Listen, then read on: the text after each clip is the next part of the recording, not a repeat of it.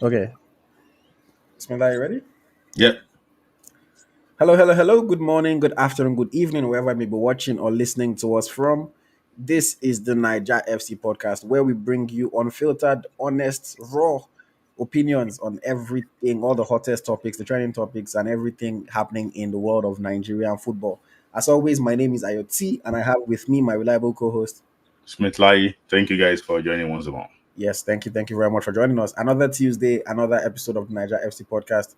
And we have quite a bit to cover today. From reviewing the weekend's action, we'll talk a little bit about the NPFL. We'll get into conversations about the Nigeria under 20 national team. We'll get into conversation about the Super Falcons.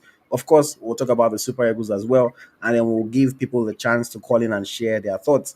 I posted today asking people, I posted yesterday and I posted today as well, asking people to send us things that they wanted us to discuss. A few people sent, not that many, but I appreciate those that sent. And if you didn't send, please, when we're in the flow of the conversation and we're taking it topic by topic, don't start to bombard us with different questions because you had your chance to send the questions and you didn't.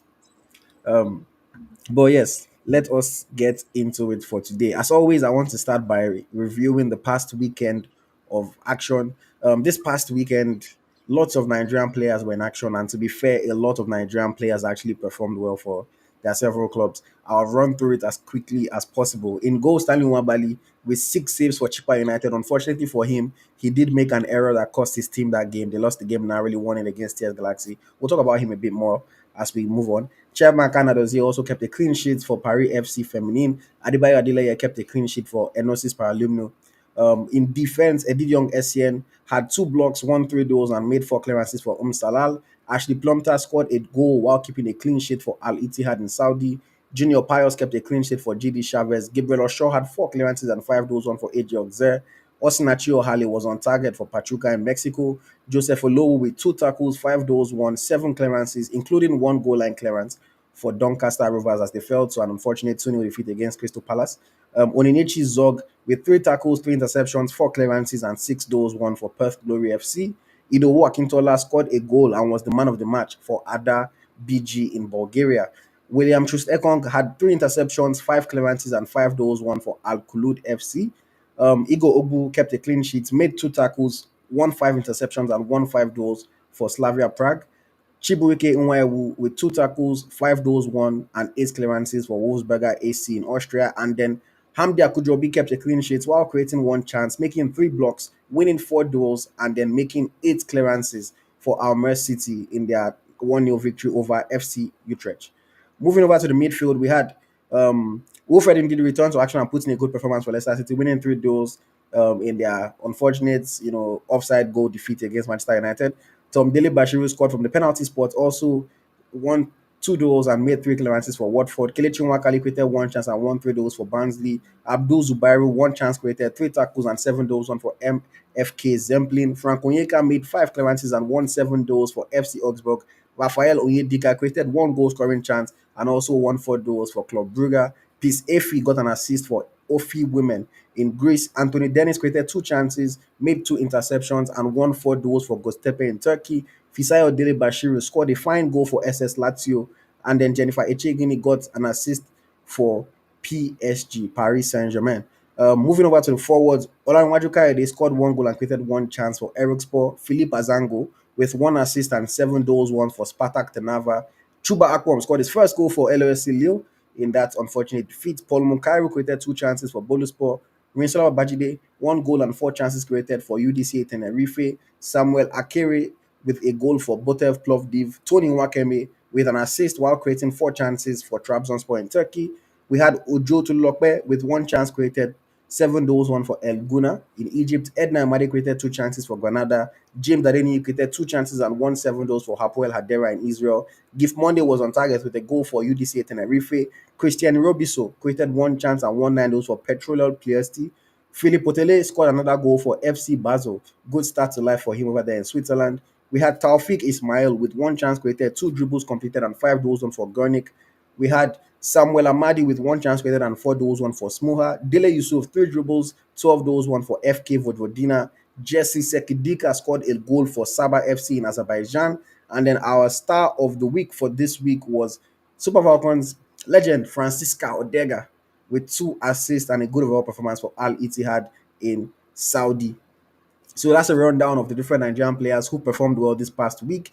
Of course, I might miss some, so forgive me if I didn't name maybe somebody that you thought played well. It's hard to cover every single person. This past weekend, we followed over 120 different matches. So of course, as you can imagine, if you are following that many games, it's possible to miss one or two things. And then every week, a new Nigerian player is popping up from somewhere. But we're doing the best that we can. And then the team of the week, we had Chamaka Anadozie in goal. We had Ashley Plumter, Igo Ogbu, Chibuike Nwaiwu, and Hambi Akujobi in defense. Raphael Onyedika and Jennifer Echegini partnered in the midfield, while Tony Nwekeme, Francisca Odega, Gift Monday, and Rinsola Babajide were in the attack. I think this is the first week that we are having more women than men in our team of the week. So that's something that I found really interesting. I know that people usually complain sometimes, oh, why do you mix men and women? Why do you mix men and women? And I always tell them to get over it. They never complain when it's all men in the team. But the moment one or two women appear, oh, you should do women's zone separately, and they start acting as if they truly care about seeing a women's team of the week. They just don't want to see the women with the men. But there are very good reasons why we do it the way it is. I won't get into all of that right now. But shout out to every Nigerian player that played this weekend. Shout out to those that performed extremely well. If you didn't, step up your game and maybe you can make the team next week. Okay, let us touch on some individual performances from this weekend very, very quickly. Smith I'll throw you in here and I'll start with Stanley Nwabali. Stanley Nwabali made an error that cost his team. But what I found interesting was that his coach made a statement after the game, and the coach essentially blamed himself for the error. He said Nwabali had been through a lot and he asked him not to play that game, but as the coach, he wanted his number one goalkeeper to be available for the match and he pushed him to play. Unfortunately, he then made an error that made his team lose that match. But Smith, what do you think about the whole thing? And I think this also points to some things that we are not so much discussed, like mental health, in sports and things like that. Yeah. If the coach did not come out to make that statement now, some fans feel just they insult him. If it's Nigeria now, if it was a Super Eagles game, fans go just they insult him, say, "Oh, why'd you do stupid error? Or you cost us, blah blah blah." But the guy said, "Coach, I don't want to play. I'm not okay." But the Mhm. coach pushed him to play. So, what do you think about the whole Nwabali situation this weekend? For me, I think the coach is the coach is good is right to come out and defend this player, because we know that if he didn't come out to defend those players, this player, it would have been very very hard for him, especially on social media. For me, if you are not mentally stable, football is about physical and mental health. Mm, If you are not mentally stable, you don't have a place. You have to get yourself ready. And secondly, too, that's even another big concern for Nigeria, because I don't think he's mentally even ready for a big and for a big challenge coming up in March. mm, So that's another big thing for Nigeria we have to look at. So mental health is very important. Some players have lost loved ones and they just go to the match and go and prove themselves. Mikel Obi's father was kidnapped, in the Croatia World Cup game in 2018. He went there to still play for Nigeria. He was even injured. He was still playing for Nigeria. So for me, people handle it differently. I just think that it's high time we talk about more of mental health. It is plays a crucial part in what's it called in football. And second, that's why you see all the teams having what psychologists, just to make sure that they're mm. the right mind, yeah, to play the game. Yeah. No, yeah. And I think, like I said, it's something that is important, something that we need to be aware of. As it is now, I mean, what happened to him is a very big mental blow. The reality of it is that I don't care who you are, when you lose a parent, especially when you lose your second parent, it is a big blow on you. You don't know how it's going to affect you. And I know people might want to say, "Oh, you're a professional. You have to do your job." It's not easy, man. It's not easy to get into that right state of mind to just you probably have family calling you back home. Some people want you to be with the family, but you have to be in another country doing your job, all sorts of issues. Then for you to now go during a match and now just say that you're going to be 100% focused, Mm-hmm. easier said than done. I really, really wish him all the best. I hope that he can clear his mind. I hope that the Super Eagles and the NFF have somebody talking to him if he is not going to be in the right state to play for Nigeria a match. As unfortunate as it might be, just allow him to spend time with his family. And Mm-hmm. we hope that the other goalkeepers will be capable and will be able to do a job. but we should not say, oh, we will put water qualification, blah blah blah, ahead of the player. Because if something happens to the player in the future, we know as NFF they be now, they're not going to come to his rescue. They are going to let him be and sort his issues out by himself. So if he says he's mentally steady, he's able to come and play a match, then yes, of course, Nwabali is our current number one. He should be in the team. But if he says that he is not in the right headspace to play those match games, they should just let him be. They shouldn't push him too much because these things can have effect on human beings. And again, like I said, if something happens to him, if he goes into a depression, God forbid, whatever the case, we know that NFF are not really going to be there to help him. Mhm. So please, I really, really wish him all the best. I hope that he can get over it, and I hope that it doesn't have a long lasting effect on him and he's able to get back to the top of his game. But again, I was happy to just see the coach at least defending him so that the fans don't come at him too much and people can understand that at the end of the day, see, this guy is a Yeah. human. He's a Yeah. human being. All the best to Stanley Wabali. Okay, let us move on quickly. Let's talk about a player who has Super Eagles hopes. Not been caught up yet, but transferred recently and was able to get his first goal for his club. I'm talking about Chuba Akpom. Chuba Akpom came off the bench and scored a goal for Lille. Unfortunately, they lost that game 2-1. But interestingly enough, when we posted it on our page about Chuba Akpom's goal, so many comments. See, they must call this boy up. Oh, but they're calling this other player. They're not calling him. Blah blah blah. Things like that. So Smilaya, I'll ask you. Chuba Akpom on just transferred to Lille, got his first goal. March is coming up where the Super Eagles are going to be playing games. Do you see him featuring for us in March, or do you think no, he's not going to be there? No, according to my, inside sources, I don't think he made the 31-man list, But we still have June there. We still have a crucial game, the June window. No, not the, we have crucial game in September. There's also the June window there for him to For come friendlies. for friendlies and integrate properly there. For me, I just think that it's a matter of time, because he's playing in French league now, and if he continues to score goals for French league in the French league, I think that nobody will argue against his inclusion. Don't forget that the same team that he is playing for currently now. We had some great Nigerians that played there. Yama, Dewinge, Victor Osime, have Yeah. played for that great club before. So if he's doing well there, then what? Except there's bias somewhere. That's the reason why he's not being called up. For me, he's a different type of striker to the ones we have. Mm, He can play with the ball with his leg very well. That is what makes him, he can beat his man. That is what even makes him. And he's very strong in the head too. So, it's just a guy that can really help us. Can really help us mm. very well. Yeah. But I think I'll ask you this question. Do you think he's one of those players that can fall victim to what I would call the Iwobi conundrum, whereby because you are versatile, you can play in multiple positions, then the coach now wants to use you everywhere except your favorite position?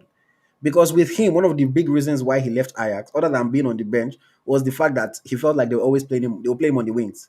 Mm-hmm. They'll say, oh, play left, play right. But then my guy's like, no, I want to be in the middle, I want to score goals. Mm-hmm. Even in this game that he came on for Leo, he came on the left wing. Yeah.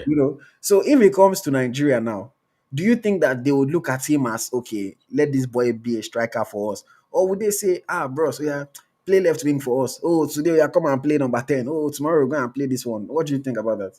I think he knows that he cannot play be number 9 for Nigeria. Hmm. I know that the best he can actually get is being a false nine.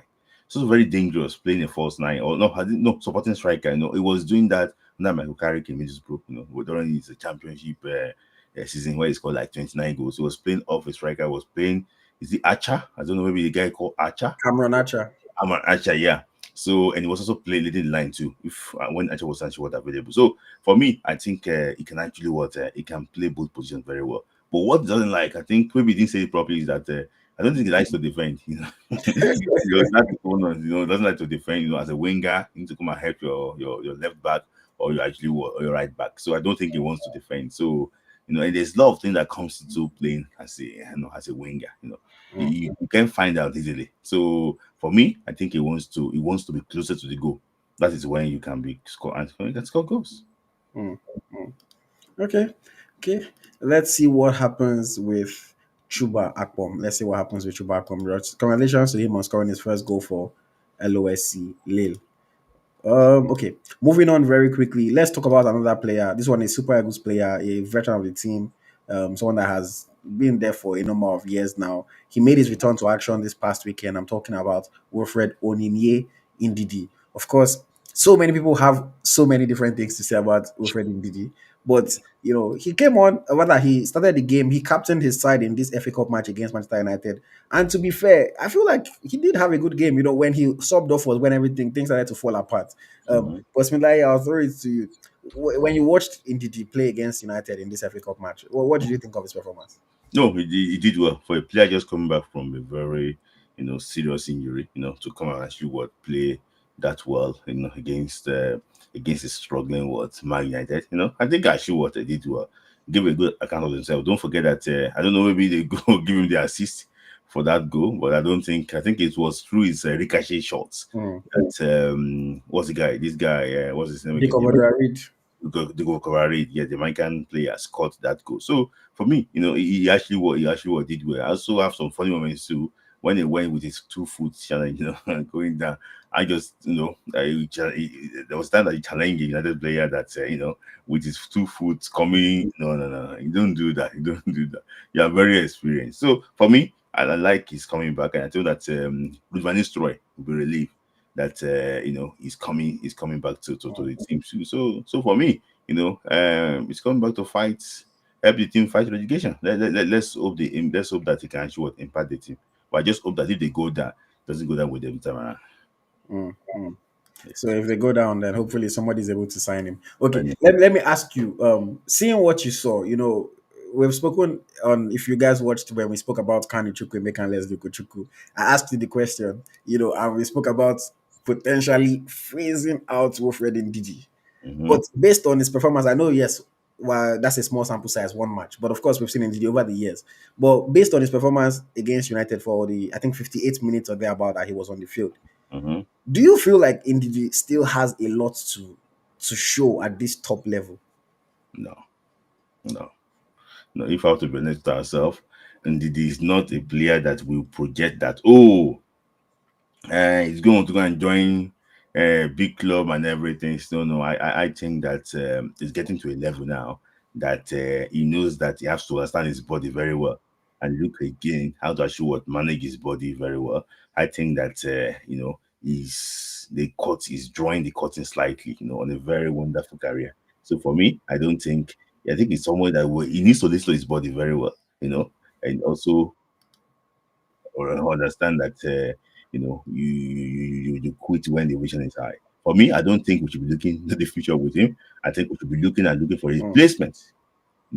Because you never know what's going to happen in the next 2 months again. Maybe he's going to be out injured. You never know that. Even when he was even not injured, we have to be honest ourselves. Not been fantastic for Nigeria. Let's be honest ourselves. But the issue is that a lot of people tend to defend him very well. So it doesn't come to the limelight that he didn't do well. Because there's so many things that So for me, it's not as when you say he's coming back, I'm not really excited. It's just another mm, player mm. coming back.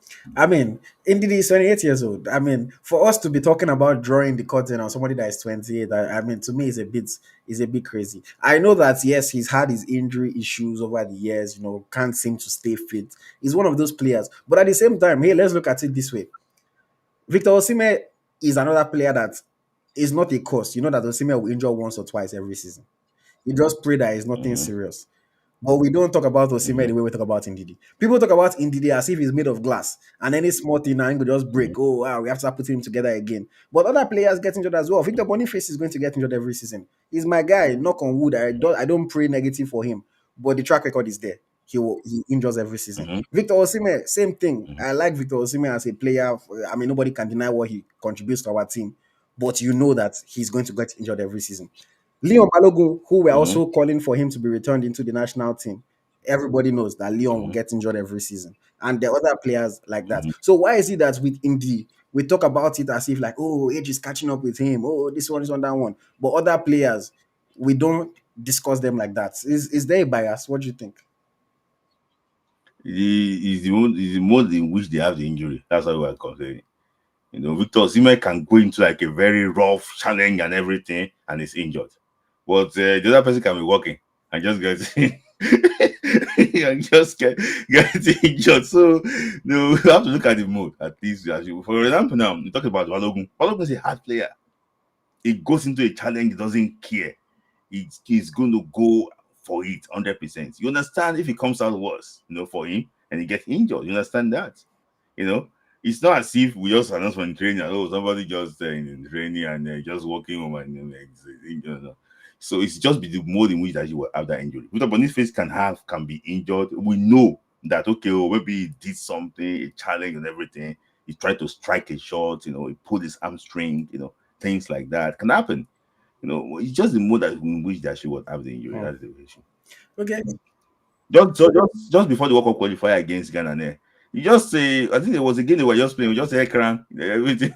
The whole thing just So for me, it's just the more I wish. I think she just can't be lucky with injury. Fantastic player in his own Mm. right, But which I'm looking for players to replace him now. Mm. I mean, but sometimes it just be like that. Some players, unfortunately for them, injuries just they catch up with them regularly. Injury, And yeah, like even our yeah. friend Taiwa Wuni, I hope that today's injury is nothing serious. We're still waiting for official confirmation. We know that he was stretchered off. It was a head collision with the goalkeeper of Exeter City.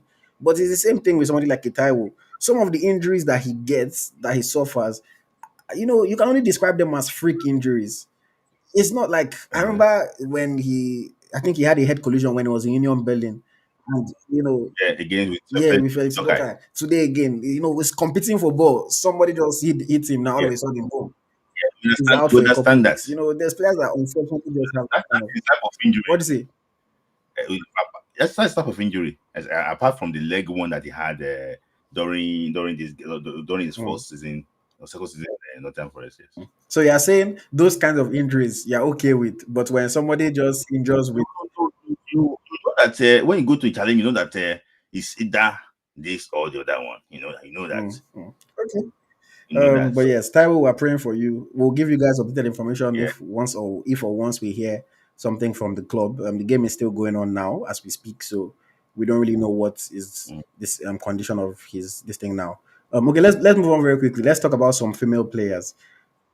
Two of our Super Falcons have been in good form so far in 2025, and they continue their good form again this past weekend. I'm talking about Omori Sora Babajide and Gift Monday. I've been asking you for the past few weeks now that should we buy stocks in Gift Monday? Should we buy stocks in Gift Monday? Because we've been talking about this her consistency, consistency, consistency. So far, in her last 5 matches in the league, she has 6 goals. So she's showing us the consistency. Babajide is also putting in good performances. Babajide was man of or player of the match rather in the last game, while Gift Monday scored the winner for them in that game. mm-hmm, Smilai, I'll ask you again. Should Nigerian fans, because a lot of people had stocks in Gift Monday before, but mm-hmm, then they sold their stocks because the stock value went low and they wanted to cut their losses short. But mm-hmm, now her stock is rising again. Even La Liga, Spanish Liga F official page, don't they promote her because she done the bangles. mm-hmm, The Nigerian they were promoting before, they were promoting Rash, they were promoting Edna. Now they mm-hmm. know they promote Gift Monday as well because she's in good form. Are Yeah. you starting to believe Smith Layi or you're not convinced yet? Yeah. Is a pattern was different. She's someone that did not really do well for Nigeria, but she's trying to do well for her club to come back to Nigeria, actually what to show that she can do something. Most of the players you have mentioned initially, they did well for Nigeria before moving abroad, and they continue to actually do well. So I'm happy for her as she's doing well. For example, now Ashida Yibade, we know that she's a very good player. When she was back home, I think she went to Norway also. Was it Yeah, Norway? Norway, And Norway. she went to Norway, and she was doing very well for Norway. She was at the World Cup in 2019. Is it 2019? Yeah. So we know that there's consistency there. And she But scored a goal today as well. yes, so and was called Gift Monday. She's trying to do well so that we can be able to believe that she's that good. So I just hope that he can bring that form to Super Eagles, Super Falcons, so that at the end of the day we can be able to invest very well in our stock.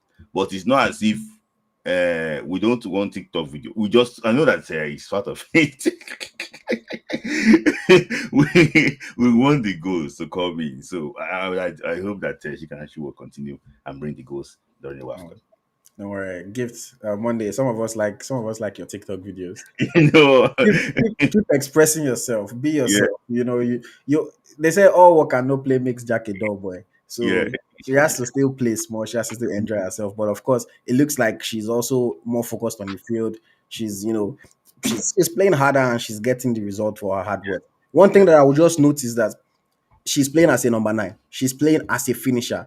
If you ask her to do too much work, she might not necessarily excel. She might not necessarily be the best. But put it on a plate for her to finish, and she will finish. With all due respect to Ihezuo, maybe some of the chances that Ihezuo missed at the Olympics, you might be looking at the current Gift Monday. Maybe the way she's playing and she's taking her chances now, you might say, if she was there, although she was not playing like this last season before the Olympics, so it's hard to say. But the way she's playing right now, it looks like she will just bury any chance that comes her way. But shout out to Gift Monday. But the way Iezu was playing before the Olympics, She do you was ever playing. believe She was playing very well. She was that? playing very well. So it's hard to know. Anything can happen. Anything can happen. Because to be fair, even look at it. Ajibade was playing very well before the Olympics. She Yeah. missed chances at the tournament. So in football, really, everything can just change. You never can tell what's really going to happen on any given day.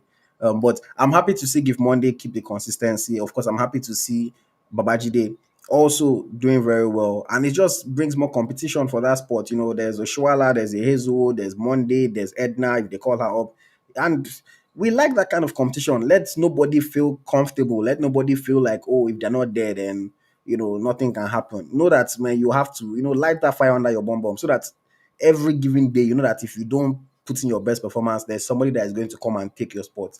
And I'm happy that Give Monday is showing herself more. The coach is Justin Madugu, so he's going to be calling her up. That one, I don't doubt that. He has that. If you are a player that was born and raised in Nigeria, he has that preference for you, even if you are not doing the best. So I know he's going to call her up, especially now that she's doing well and nobody can even say that she doesn't deserve to be there. He's for sure going to call her up. It's now about if she can perform when she's on the field for the Super Falcons. Speaking of the Super Falcons, we'll get into their conversation later in the show. So stick with us to hear about what I have to say about the Super Falcons of Nigeria. Um, Again, just a call for everyone that's watching on other social media. Please, please, please switch over to our YouTube channel. If you are watching on Instagram and you're one of those people that has been saying, "Oh, I don't like to switch to YouTube. I want to be able to support you from Instagram," you can now. You can become a subscriber on the Eagles Tracker Instagram page. It costs less than a cup of coffee, less than a cup of tea, well, depending on where you are in the world. But it's cheap. It's a monthly fee. It is cheap. We have a promo that is going on right now. It's only about $1.50 US for the first 10 people to subscribe. I can extend it a little bit if people subscribe quickly, but it's only $1.50 US lifetime if you subscribe now while the promo is still on. After some time, we'll turn the promo off, and then after that, the price goes up. But if you are on Instagram and you would like to support what we do, you would like to enjoy exclusive content, you would like to see highlight videos, we'll be posting highlight videos on stories for different Nigerian players, but it's all going to be exclusive to subscribers. You would also have a chance to contribute towards our content. You tell us what you want to see, what you don't want to see. You give us topics to discuss, all sorts of things, and so much more as we continue to develop and we continue to grow. I can guarantee that you'll get your money's worth, even far more than your money's worth, to be honest. And it is a way for you to support the brand, support the content that we create, support the work that we do. And if you are one of those people that doesn't want to spend your money, you don't have to. Just go to YouTube, subscribe to the channel on YouTube, watch the videos, like the videos, share with your friends, your family, whoever you discuss football with, and then that way you can also support us. But our live streams are going to be exclusive to YouTube and exclusive to our subscribers on Instagram, the people that truly support us. Thank you very much to every single one of you that's watching.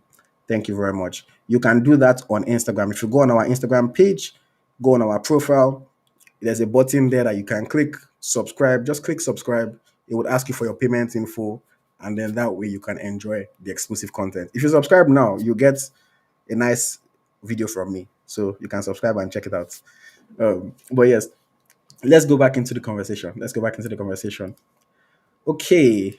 To wrap up review from this past weekend, I want to talk about our star of the week.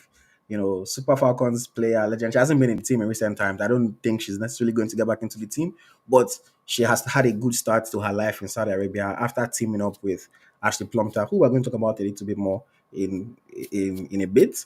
I'm talking about Francisca Odega, 2 assists for Etihad this past weekend. I watched the highlights of the game. I didn't watch the game in regular in real time, but she had a good game. She had one or two chances that she had to score that she didn't score. Interesting thing is that she's playing as a number 9 for her team, but she's playing like all those false nine type of people. She can drop deep, connect the play. That's how she was able to get the assists and also make those runs in behind. To be honest with you guys, the level is not that high. Some of the chances that she got, I'm like, man, these defenders. If Ashley Plum is one of the top goal scorers in the league, you see that something is not so great. But at least there's something that I always look at when a player goes to a lower league. Sometimes we'll say, oh, why are you in that league? It's too big. Even if they are doing well, we don't want to give them credit. But if they go to that league and they're not doing well, we are the ones that will still come and say, you even this Saudi, if you score goal. So the fact that they are scoring goal, let's at least give them that due. I was happy with her performance. In 3 games, she has 1 goal and 2 assists. So 3 goal contributions in 3 games. If she can keep it up like this, she can be a big name in Saudi Arabia. But yes, Smith, what do you think of Francisca Odega? Any chance of a return to the national team? No, no, no, no, no. You should forget about returning. It wasn't on the same team that Ashley Bernard scored an hat trick. He scored hat trick goals last season. One of the top scorers for me. I think that it's a very good, nice league to actually to retire. I think she did well for Nigeria too. Come on, I've been watching Odega since how many years now? About 14 years for Nigeria.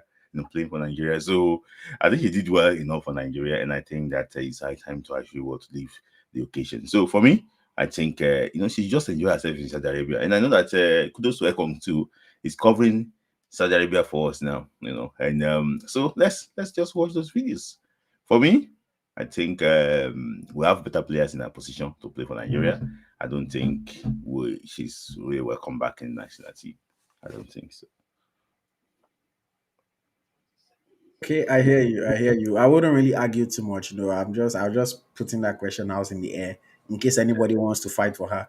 But the reality of it is that Odega has passed her best. She's currently in her honeymoon. Not honeymoon. Honeymoon is the beginning. I Yeah, don't know what I'll call the end of a marriage, but she's currently in the end where she's just chilling now. She's just being a yeah, baby girl. She's making some money. She's enjoying life in Saudi. Shout out to yeah, Ashlamta for the plug, and things are going well for her, and hopefully she can enjoy a couple years there, and then she can go and start her family. And I say yeah, start her family because when I interviewed her, she said she's eager to start a family. So yeah. hopefully she can go and do that, before um, she gets, much older. But yeah, shout out to Francisca Odega on your 2 assists this past weekend. Overall good performance. She was our star of the week. Hmm. Okay, let us move on. The month is February. So, of course, 1 month has been played already in 2025. And I just want to very quickly highlight our players of the month for January 2025. So, this year we've split it up. We now have a men's player of the month and a women's player of the month. It's no longer combined. People have been asking us to split up certain things. We have split up this player of the month one because we feel like it is something that we can do easily and it makes sense to do. Team of the week is still combined, but player of the month is now separate between the women and the men. And the winners for January 2025 were Cyril Dessers for the men, 7 games in January. He scored 6 goals and he made 2 assists. And for the women, Gift Monday, 3 games. She scored 4 goals and she made 1 assist. So shout out to Cyril Dessers and Gift Monday, our men and women's Nigerian players of the month for January 2025. Of course, February is already 11 days in, so a lot of people are already performing well, and we will see who can claim the awards in February. Some people have started well, the likes of Victor Boniface, the likes of Ekong, the likes of Odega, Babajide, but still lots of time to go in the month. We'll see how things shape up when all is said and done. I won't talk too much about that. Let's just move on very, very quickly. Okay, we spoke about Ashley Blomter earlier. and we're going to talk about her again. In case you missed it, Super Falcons defender Ashley Plumter has renewed her contract with Al Ittihad Ladies Club in Saudi Arabia. She has extended her deal until 2027. Of course, since Plumter moved to Saudi, she has been lighting it up. She has been very impressive for her club. She's even the club captain. They absolutely love her there. She's probably the best player on her team, always doing well, contributing in defense, contributing in attack. This past weekend, she scored a goal, but she also had one long range strike that hit the crossbar. It was very reminiscent of that her strike against England at the World Cup. If you guys remember that strike, that thing went in. Oh my god. you know. But yeah, she has extended her contract until 2027. So Smith Layi, I want to ask you this question. We know that the quality of the league is not quite there. Mm-hmm. Unfortunately, she has not been part of the national team in recent times because of the injury that she suffered. She missed the Olympics as well. But Mm-hmm. when you see her now extending her time in Saudi for a further 2 years, 2027, of course, there's the WAFCON that's coming up this year. By the grace of God, they actually play it. Um, and, looking forward to the future, the next World Cup as well. Do you think, are you happy to see her extend her time in Saudi, or would you have liked her to return to Europe? I would have liked her to return to Europe, but for her to stay in Saudi Arabia too, I'm just like referred to like two things, from Anayo Wallace's interview we had about a few weeks ago. He said that in football you cannot lose two things. You cannot lose the football and also lose the money. So that is it. So in this case now, he might want to be playing a very competitive league, but I think the catch is very good. So for me, I think she still wants to stay there and get some money. Incidentally, 2027 is the next World Cup, in Brazil. So maybe she wants to just stay there to the World Cup, come to Europe and play like a slightly competitive game before, thinking of making the Nigerian team.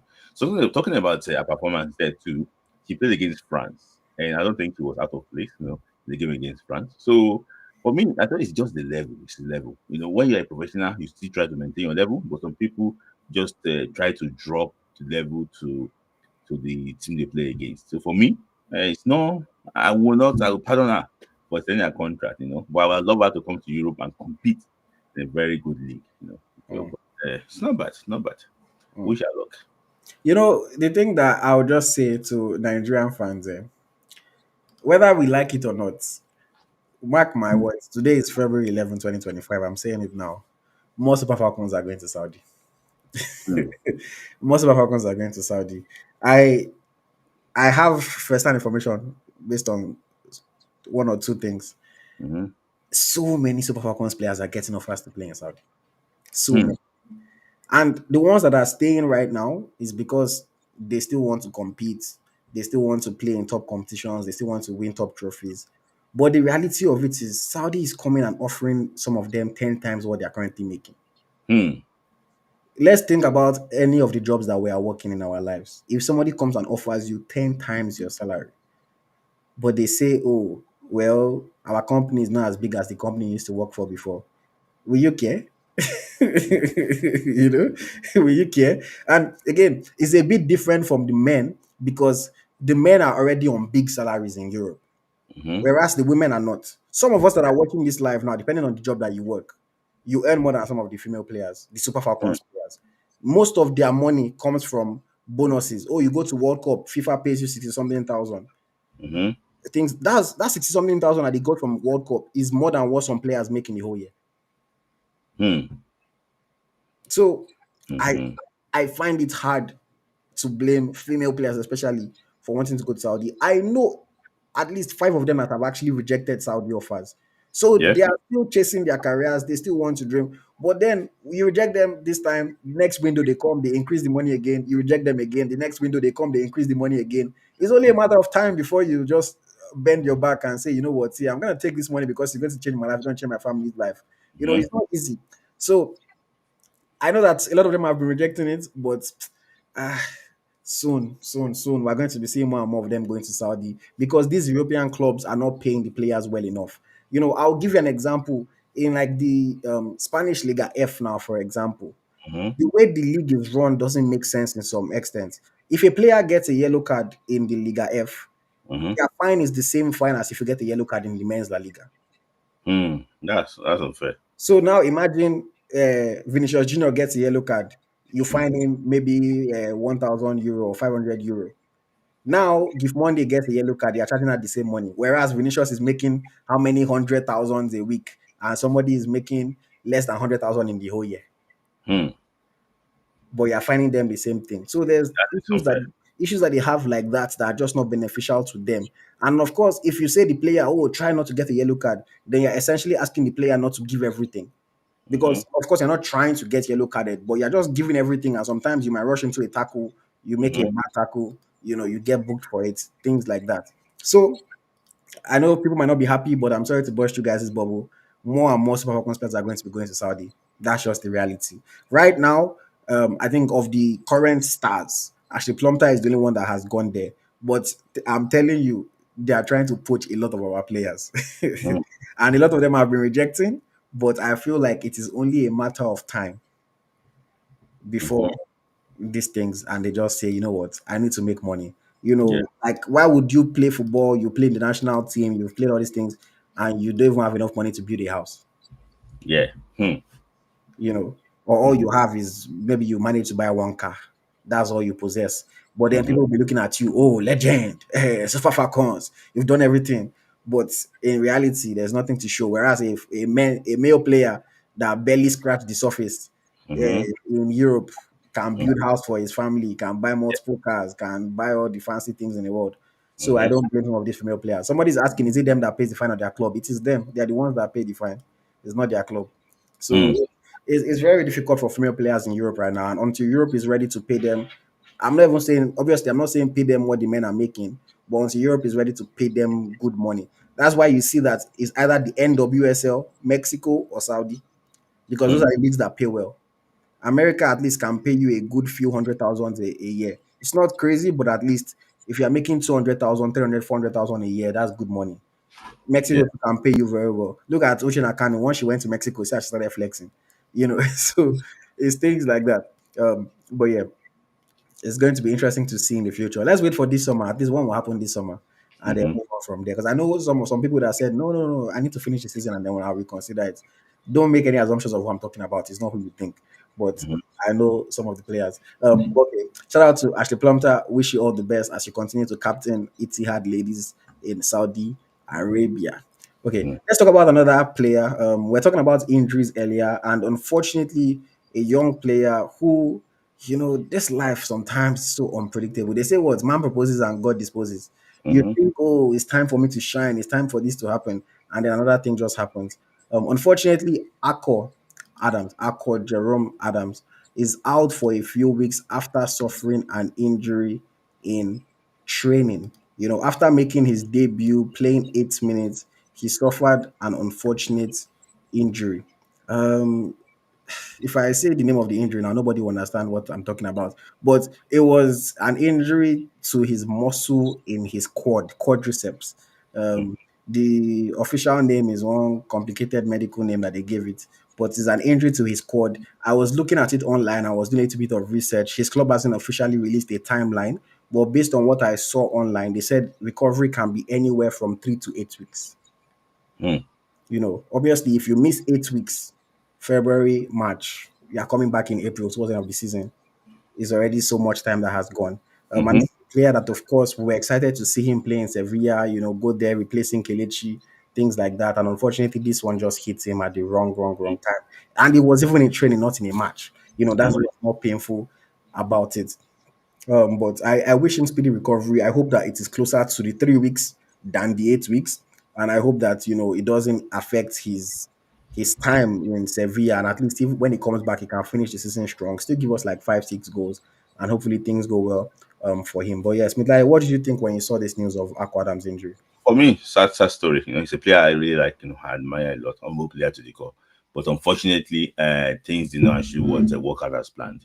So that's what we're talking about too. Injuries. People say, "Oh, I'm avoiding injury. I don't want you to tackle me."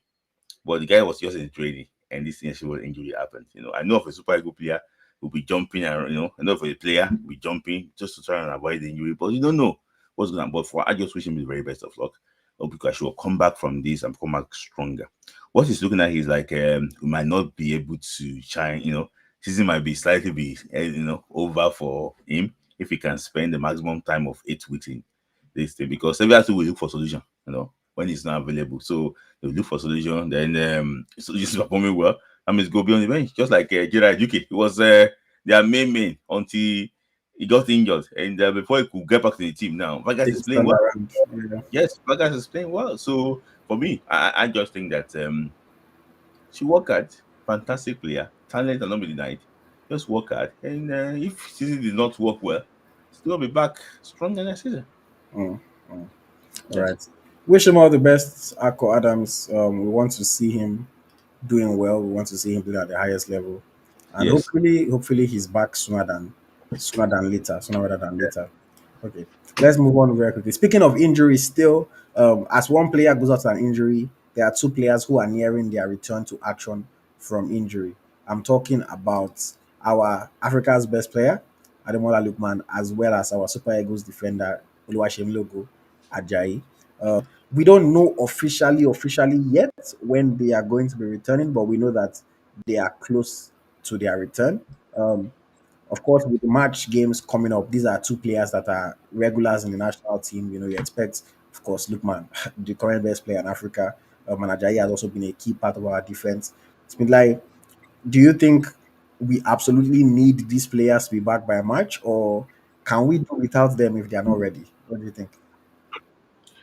um, it's I think we need to see the two of them back with our national team, because a lot of people say that, oh, what's the man even doing? What's he even doing? What's he even doing? What any coach that comes in, he's always playing a very important role, in the team selection. So for me, I think we need them very calm in possession, strong in here, very adapted to our 3-5-2 formation if we're going to play that.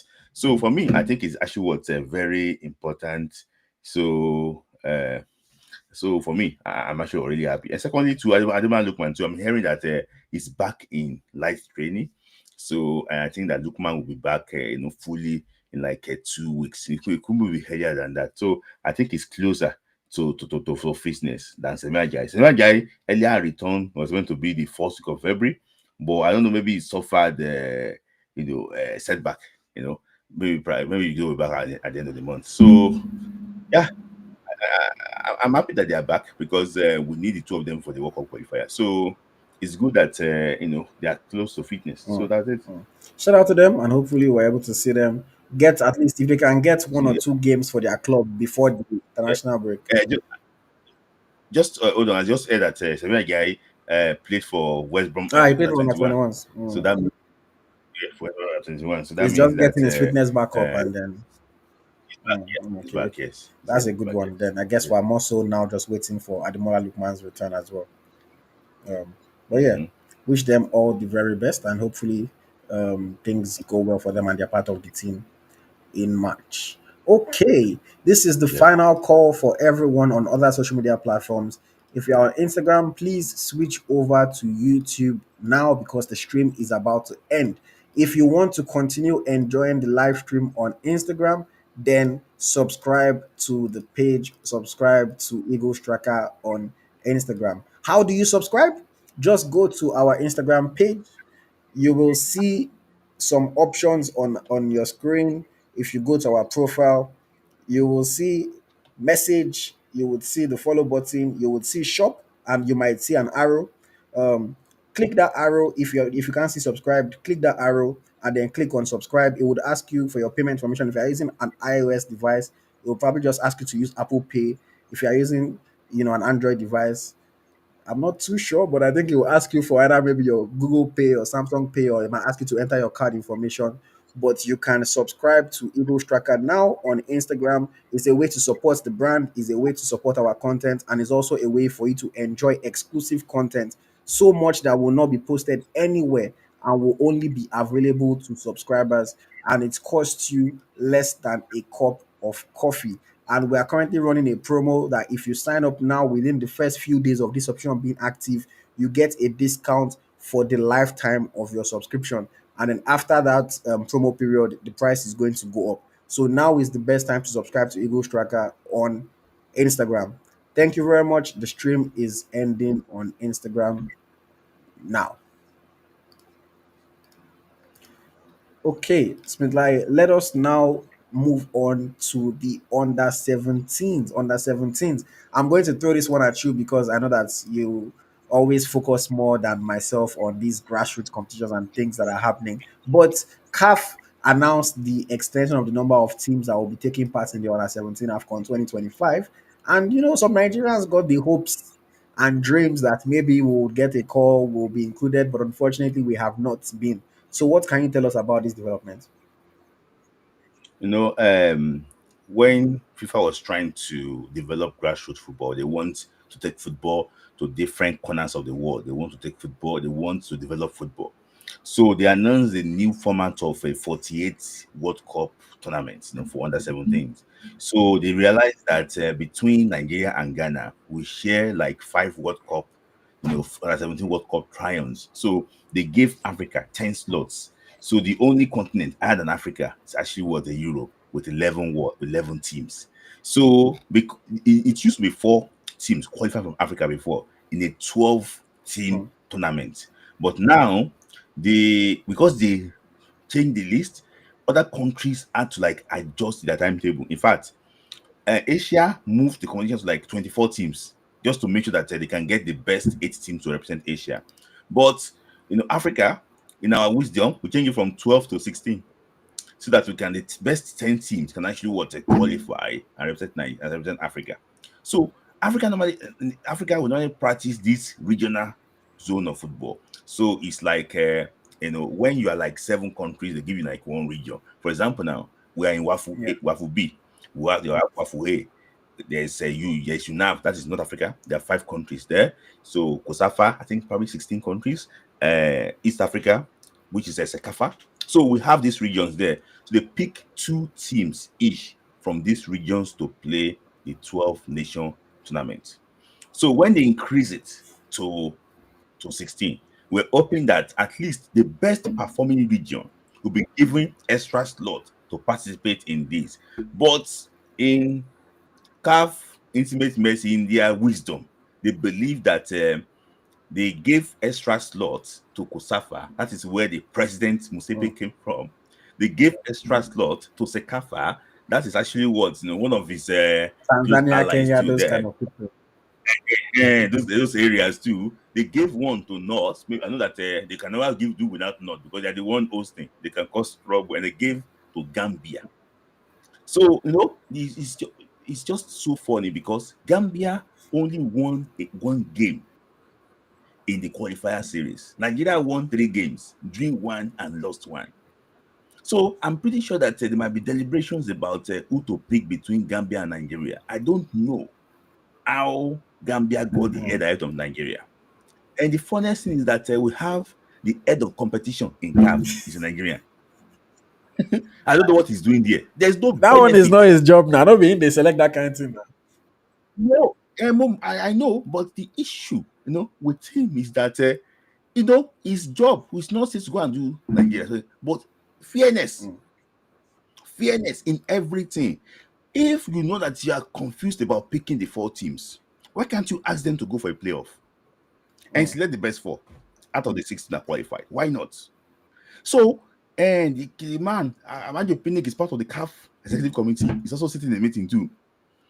We have what's it called? Ibrahim Guzo is the vice president of Wafubi. So I don't know. Koto Kreku is the chairman of Wafubi, is part of CAF too. I don't know how they conjure these things and ignore the most successful region in Africa and give us only 2 slots. And you know that there's one thing that was strategic. They gave Sekafa and Kosafa permanent slots. So and I say, okay, the 2 other slots will be if you are defending champion, 1 extra slot Hmm. goes to you. If you are host, 1 extra slot goes to you. That means that if Kosafa is host next, they will have probably 4 or even 5 slots. So it's extremely so complicated. And what even makes it so sad is that nobody is talking about it. And the way the thing just turned out is a big, big shame. And these countries, These guys are just denied opportunity to show themselves in a bigger tournament and that will take place in a year in Qatar. For me, I think it's a big shame on those in charge. Shame on Amaju Mm, Pinnick, shame on Ibrahim Gusso, shame on Kote Kreku, the coach, the what's it called, the Wafubi president, and shame on even Patrick Musepe. That this type of fraud can actually what mm, happen in African football. When they are increasing slots, they give the best performing region slots. Why did European have more slots at the World Cup than Africa? It's not because they're performing. It should be the same too. But now you are now denying the best performing region given to a country, a region that have never even played at the quarterfinal of the World Cup before. So it's a big, big shame on CAF, shame on those in charge, shame on Ibrahim Gusso, shame on all of them that actually were in charge of all these shenanigans. I just hope that we get a better set of leaders next times and will mm, not be mm. shortchanged. Let me That's my ask you take. this question because I can see and hear your passion when it comes to this. At some point, you even nearly said Momo. You almost spoke Yoruba for us. So Uh-huh. I want to Yes. ask you. We've put shame on everybody. Is there any shame on Uh-huh. us not being able to qualify? I don't think so. See, let me tell you something. It might be Nigeria today, it might be Ghana tomorrow. But because if Nigeria did not finish third, if Nigeria did not finish third, if we finish last, the third best team, the third best placed team in WAFU should qualify because that's the best performing region Mm, in CAF in under 17 level. So it's not about Nigeria, it's not about Ghana, it's the whole of the 7 countries in WAFU. Burkina Faso have played in the final of the under 17 World Cup in 2001. Ghana won it times. Mention any other country that's successful apart from Mali in Africa mm, playing in tournaments like this. So, in my own opinion, I just think that it's a big, big shame on CAF. It's a big shame on those in charge. And I think that it's not about Nigeria, it's about the Wafubi. I think that will be changed. I think that this is a big, big thing. I think that it needs to be reviewed. mm, mm. Okay, okay. I completely understand. It's the way we do things a lot of the time can always be questioned. You don't necessarily always understand the reasoning behind it, and I completely understand where you're coming from. I think I agree with you, to be honest. I'm just playing a bit of devil's advocate, trying to look at both sides of the equation. But unfortunately, we haven't had people that have fought for us in this case, and we're going to miss out. But yeah, let's see what happens in the future. Let us see what happens in the future. Yeah. Let me quickly go to the comments before we keep moving on because I've not really acknowledged what people have been saying for a while now. My apologies for that, guys. So I'll just scroll back and see what people are saying right from when we started this conversation initially. Chuma says, I think Chuba deserves a call apart from Osimhen. No other striker has really performed for us in the Eagles shirt. Okay. Daniel Famagun says, indeed, he can still show something from the bench. He is a squad player, that's all. Okay. Victor Balogun says, indeed, he has to lead us to an AFCON before he goes. Real K says, indeed, his time has passed. He isn't a Super Eagles great like Mikel and Olise. Leslie and Oedika are the present and future. Leslie is already being called a present and future. Wow. Okay. Taiwo says, as a die-hard Man U fan, indeed, he bossed the midfield against United. He still has lots to give in the Super Eagles. Adeyinka says Akwam deserves the call up. He's equally as good with the current players in the national team. Ola Lucas is informing you guys to please like the video. Thank you very much, Ola Lucas. Please like the video if you have not already. We have less than half of people that have tuned in have liked the video, guys. So please support, please support. It costs you absolutely nothing to like the video. It is $0, 0 naira, £0, €0, zero sefa, zero cedis, zero rand. Wherever you are, zero rupees. I don't care what currency you spend. It costs you nothing to like the video, and it's just a small way of supporting, small way of sending a signal to YouTube that you're enjoying the content, and it helps us to grow. If you want to spend money, I appreciate it. Leave a super chat. Subscribe to the channel on Instagram. Become a member on YouTube. But if you don't want to spend money, you don't feel like giving your money to IoT, I understand. Just help us by liking the video. Thank you very much, guys. Shout out to Paimoyo telling you the same thing. Like the video, guys. Like the video. Victor says, I want to push my Leslie County and Indy the midfield agenda again. Okay, okay. Um, Odibayo says, good returns for Francisca Odega. Odubayo says, I hope Desas gets a recall to the Super Eagles. He also says the lady should go and grab the bag. I beg. Hello, Abibti. Okay, so Daniel Fabrico is saying Leicester City, Nottingham Forest rather won on penalties. Yes, they won 4-2 on penalties. So Leicester, Nottingham Forest are through to the fifth round of the English Emirates FA Cup. John Jones says West Africa sold her birthright. I'm talking about the snub by CAF. Odubayo says the NFF is led by three blind mice. No be me talk amo now Odubayo. Adenika says, God bless you, like CAF is correct because I don't understand why there wasn't a playoff. John Jones says Wafu B is the best performing region in under 17 and under 20. XXX says Pinnick is there for himself. Oh, the man is just using Nigeria to catapult to the pinnacle of world football. He can't even be trusted. Pinnick is available for sale to the highest bidder. Somebody here is dreaming. The person says, "Get us Owaneri Tosin and Murphy. Owaneri." That one is a dream. You are dreaming though. If I know when they ball for Arsenal like this now, you say where we get up. Don't worry. We'll talk about our youth players in a little bit, and I'll tell you something interesting. Odubaya says Amaju Pinnick was stupid for allowing Ahmad to change the format to help his Kosovo region. No, me talk about Amaju. Now Dubai. Adeyinka says they owe us an explanation on what criteria was used. That was asking you, like, should we visit CAF page and protest against this Yeah, injustice? yeah. See, in fact, I went to Safa page. See, if you see that some is where I get from that place, come, South African Oh, well, on Facebook. on Facebook, yes, because I was telling them that why I just let you. You just went to go and call one meeting. Hey, okay, South Africa. There was no playoff in South Africa. There was no playoff. You just pick them. Zimbabwe people are now protesting. It's just in shambles. Mm, That's like no criteria, nothing. Somalia, out of Nigeria. mm. Ah. But did CAF offer any kind of explanation? There's no explanation. Mm, There's no explanation at all. That's why it's not official yet. You mm, just put the information out. You want people to digest it before they throw it out. mm, The same thing with just so no. But the issue is we're not asking questions. mm.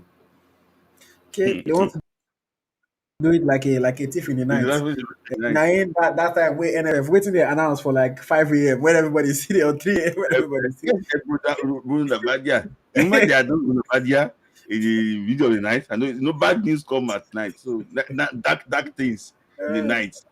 So Yeah. Okay. Let us move on. Let us move on. Okay. Lots to discuss still. We're over 1 hour into this already. Time flies when we're talking about these things, though. Time actually absolutely does fly. I'll just look up and I'll see that it's already been so long.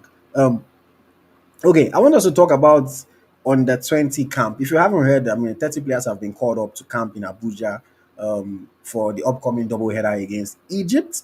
I'm not going to read through the 30 names, but interestingly enough, I got official information from close sources that two UK born players. Somebody in the last show, somebody in our comment said I should stop calling them foreign born. That it yeah, sounds somehow. yeah. So I said Legendary two. Mister. They always say, "Oh, call them foreign raised, call them abroad raised." No, before say foreign born sounds. I don't know, Sha. But two UK born players were selected and have been invited to this camp. Those players go by the names Dubem Eze and Abube Onuchuku. They are both young players. Abube Onuchuku is 19 years old. He plays for Ipswich Town under 21. He joined them from Aston Villa's youth team. And then Dubem Eze is also 19 years old. He plays for Chelle on loan from Bolton Wanderers. Um, Dubem is an attacking midfielder, can also play on the flank if need be.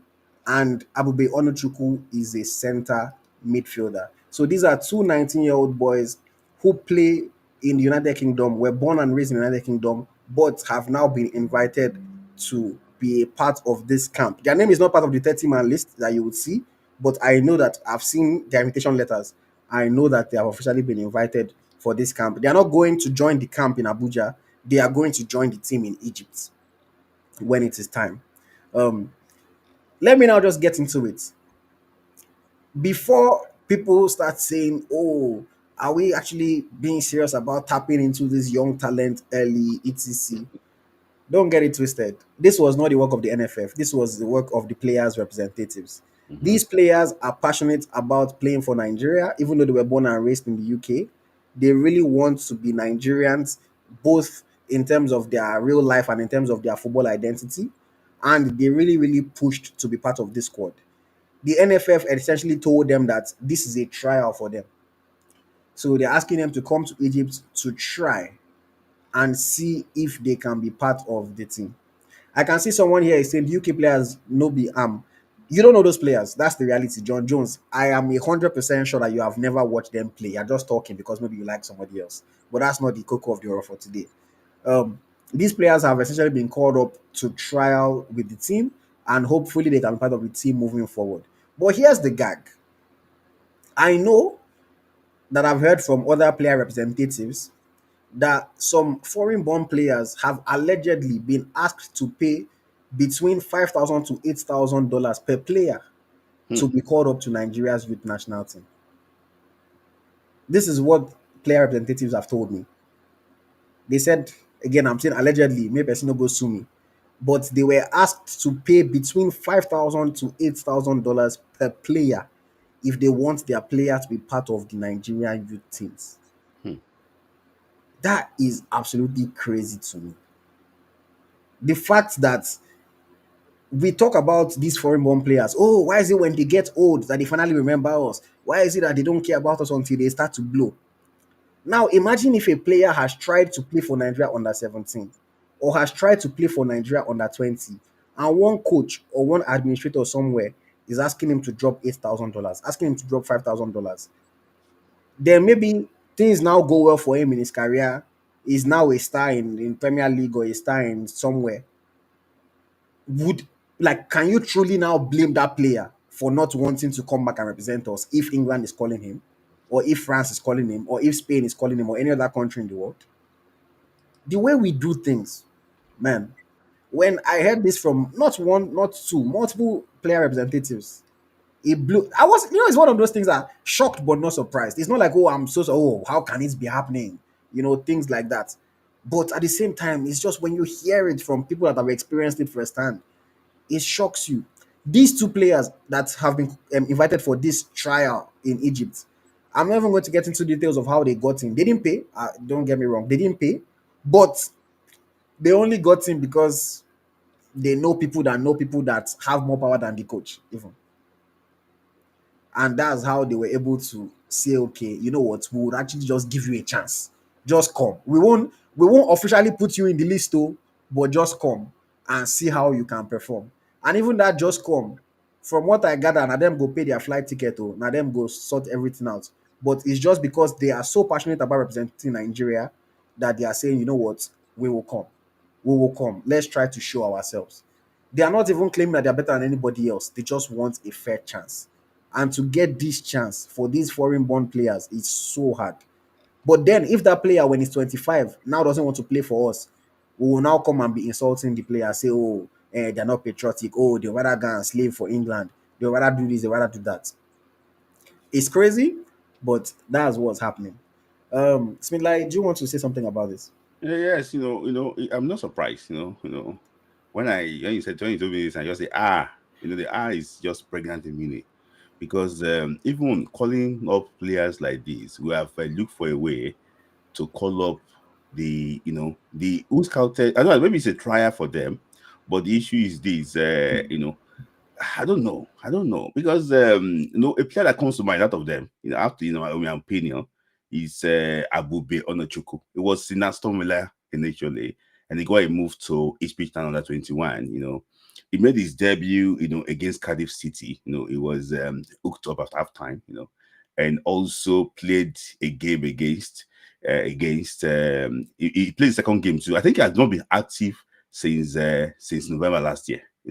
Playing for HB under 21. So, the last game he played, he came on in the 71st minute. He got a red card 10 minutes later. It's just, I know that he's a young player, but the issue is this. It's just so sad that there's no sanity a lot. Because if you are calling under 20 players, they should be professionals already, in my opinion. There should be lists, proper professionals. I saw the list of 30-man list. Academy player, Marvon this, Marvon that, Marvon this, academy. Well, some players even move from Premier League to academy. I've never heard of that kind of transfer before. So, in my opinion, I just think that we need to get it right, because under 20 now, there's no under 17. 20 is now another way we can actually work getting talents to national team. But it's like we're not getting it right now. So, in my opinion, I just think that both foreign born, both local base, it should be based on merit. It should be based on those that deserve to be there. That is my opinion. And and I don't know the reason why Malvern FC will dominate in the national team once more. Then under 17, now under 20. I was reading that he took them to Spain. They were doing scouting. What's it called? Showcase 30, 50, 50 euro. And trying to sell them. I don't know, maybe you see them to sell though. One of them were saying news on the media, say he went to KPR. Where is KPR now? Mm. Chatagada. Where is KPR now? So all this noise and everything. I just hope that the NFF can just open their brain, and realize that football is more than what they are doing. They are looking at this thing to sell players. It's extremely bad, and I just hope that they can actually change. Imagine the best academy in Nigeria, beyond limits. There's no player there. Mm. It's sad. Mm. Let me ask you, Smith Layi, because you know this better than I do. Marvon or Marvlon FC, do Mm-hmm. we know any of their products that people will be aware of that somebody that has gone on to do good things? The guy that played at 20, Kwa Abdullah, it's called Congo against Argentina at the under 20 World Cup. He signed for Division 4 club in Spain. Yeah. I mean, if you're talking about achievement, it's part of his achievement. They have see this owner of Marvel has been taking players to Spain, has been in Spain, doing showcase. Nobody got signs. Nobody. And that was no, so it's not. It's just like maybe his friends to the people in authority. They're just trying to, but there's no track record. Mm. There's no track record. He went to Varejo Cup. How many players did they sign in the Varejo Cup that they went to? How many players did they sign from them? Beyond the sign player, Ogodu FC signed sold players. How many players did they sell from Marvin? Mm. So we just these people they don't know how to run football. That's why I said that this Ibrahim Gusso is one of the worst NFF presidents I've ever seen. Under him, you see all these shenanigans happening. It's a shame on him. And just to wrap up on under 20, our under 20 star boy, Daniel Bam Bam Bame, is in the squad once again. Mm-hmm. Of course, no longer of Yom Yom, now of Bayelsa United. Mm-hmm. Are you, Smilai, you've previously said in the past that you don't, players should not be repeating class. If you've played, they should be graduating and advancing. So how do you feel about Daniel Bame's inclusion in this team again? No, he's. I know he's going to be included, in the team Mm. because he's playing under his father in Bayelsa United, so Adam Bozo, because that's his mentor. Mm. So and he's not he's been in and out of the team. So it's just another circle things. Going around circles. It was part of the team that won the Wafubi. We understand that he has won Wafubi twice now. Imagine. So repeating Wafubi, should just be champion of Wafubi. So, in my opinion, it's not a good news. It's not developing.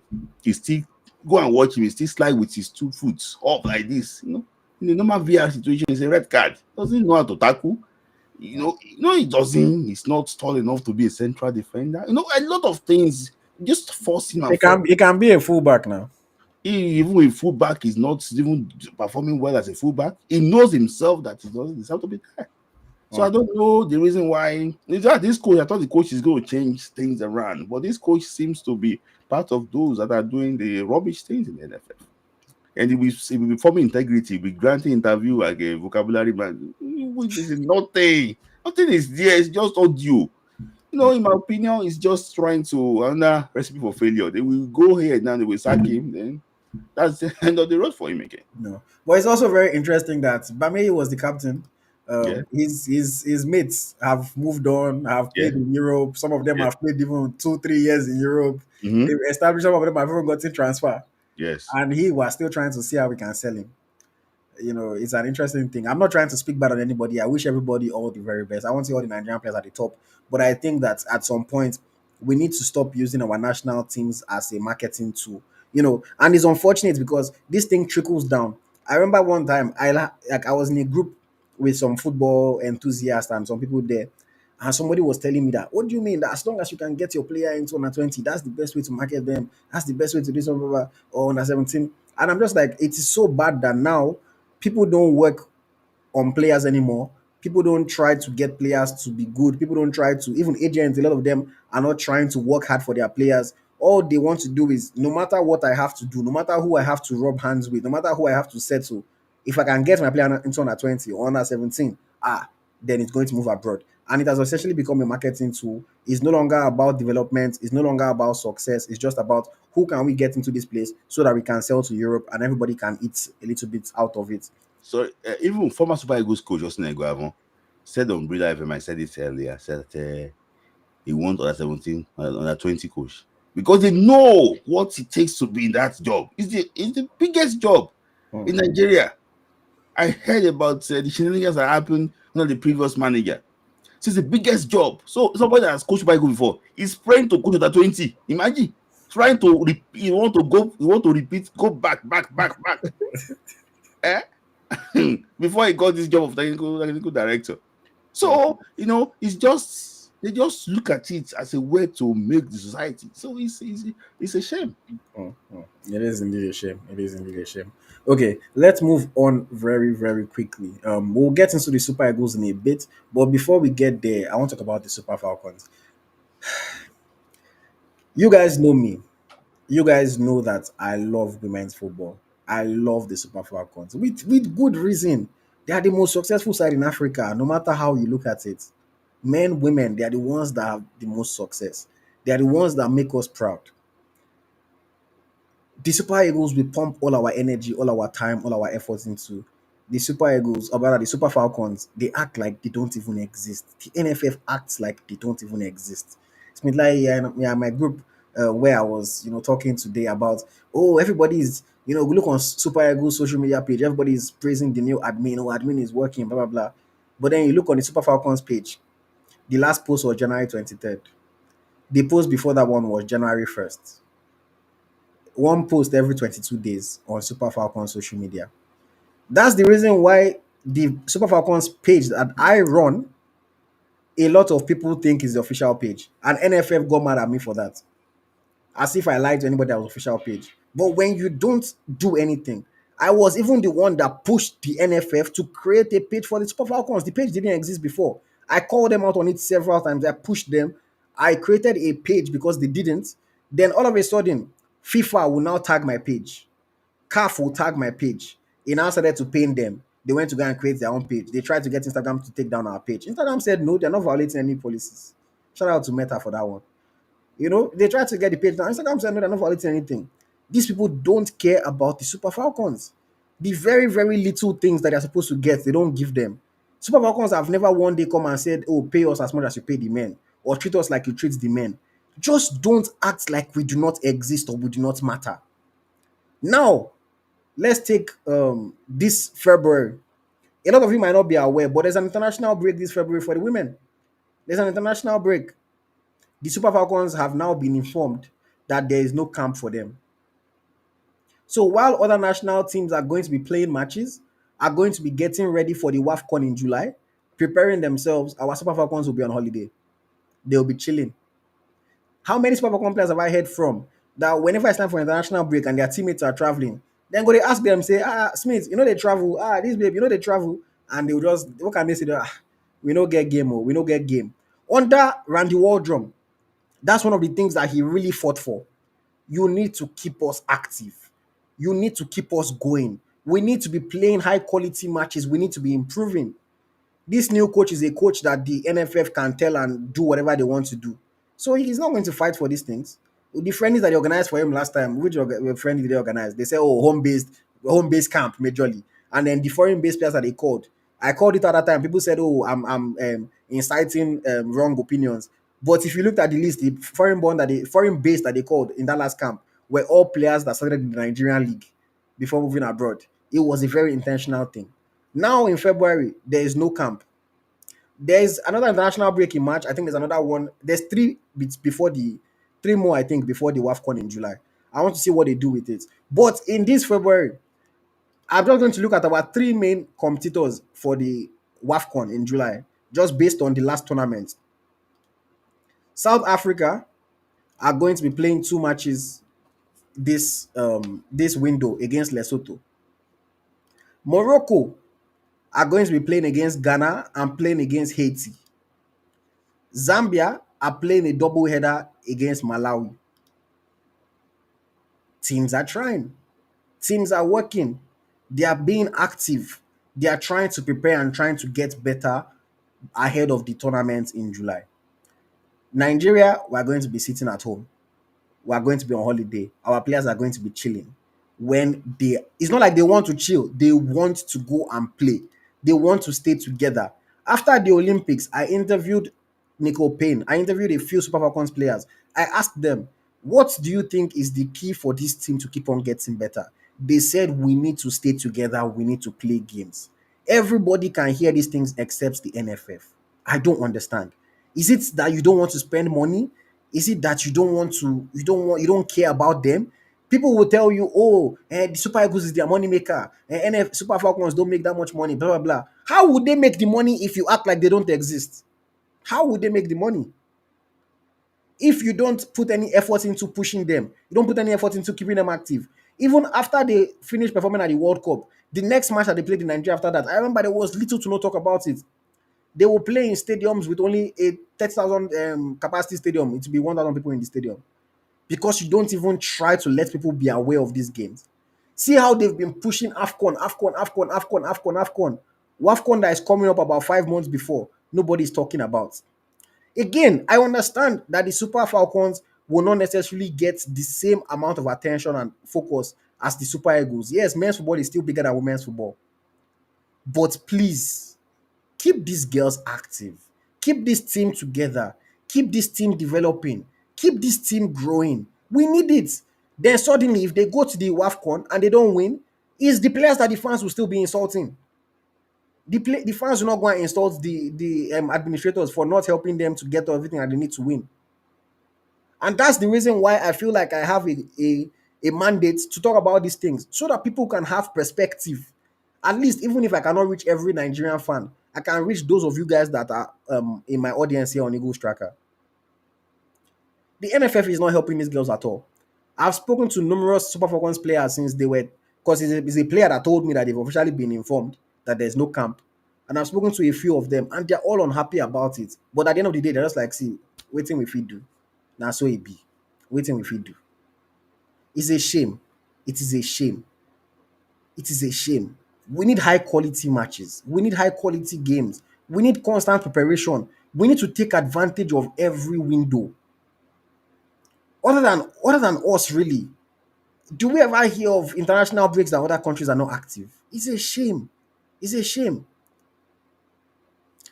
I'll rest my case for now. If you guys know anybody, if anybody here has contacts to Ibrahim Gusso or anybody in the NFF or Aisha Falode, who is there and is always claiming to be pushing the women and helping the women, please send them this video. It's a shame. Shame on all of them. Give these girls, give these women the tools that they need to succeed and succeed at the highest level. Don't send them into the jungle without the necessary tools to defend themselves. And then when things don't go well, we'll still come and act like it's all their fault.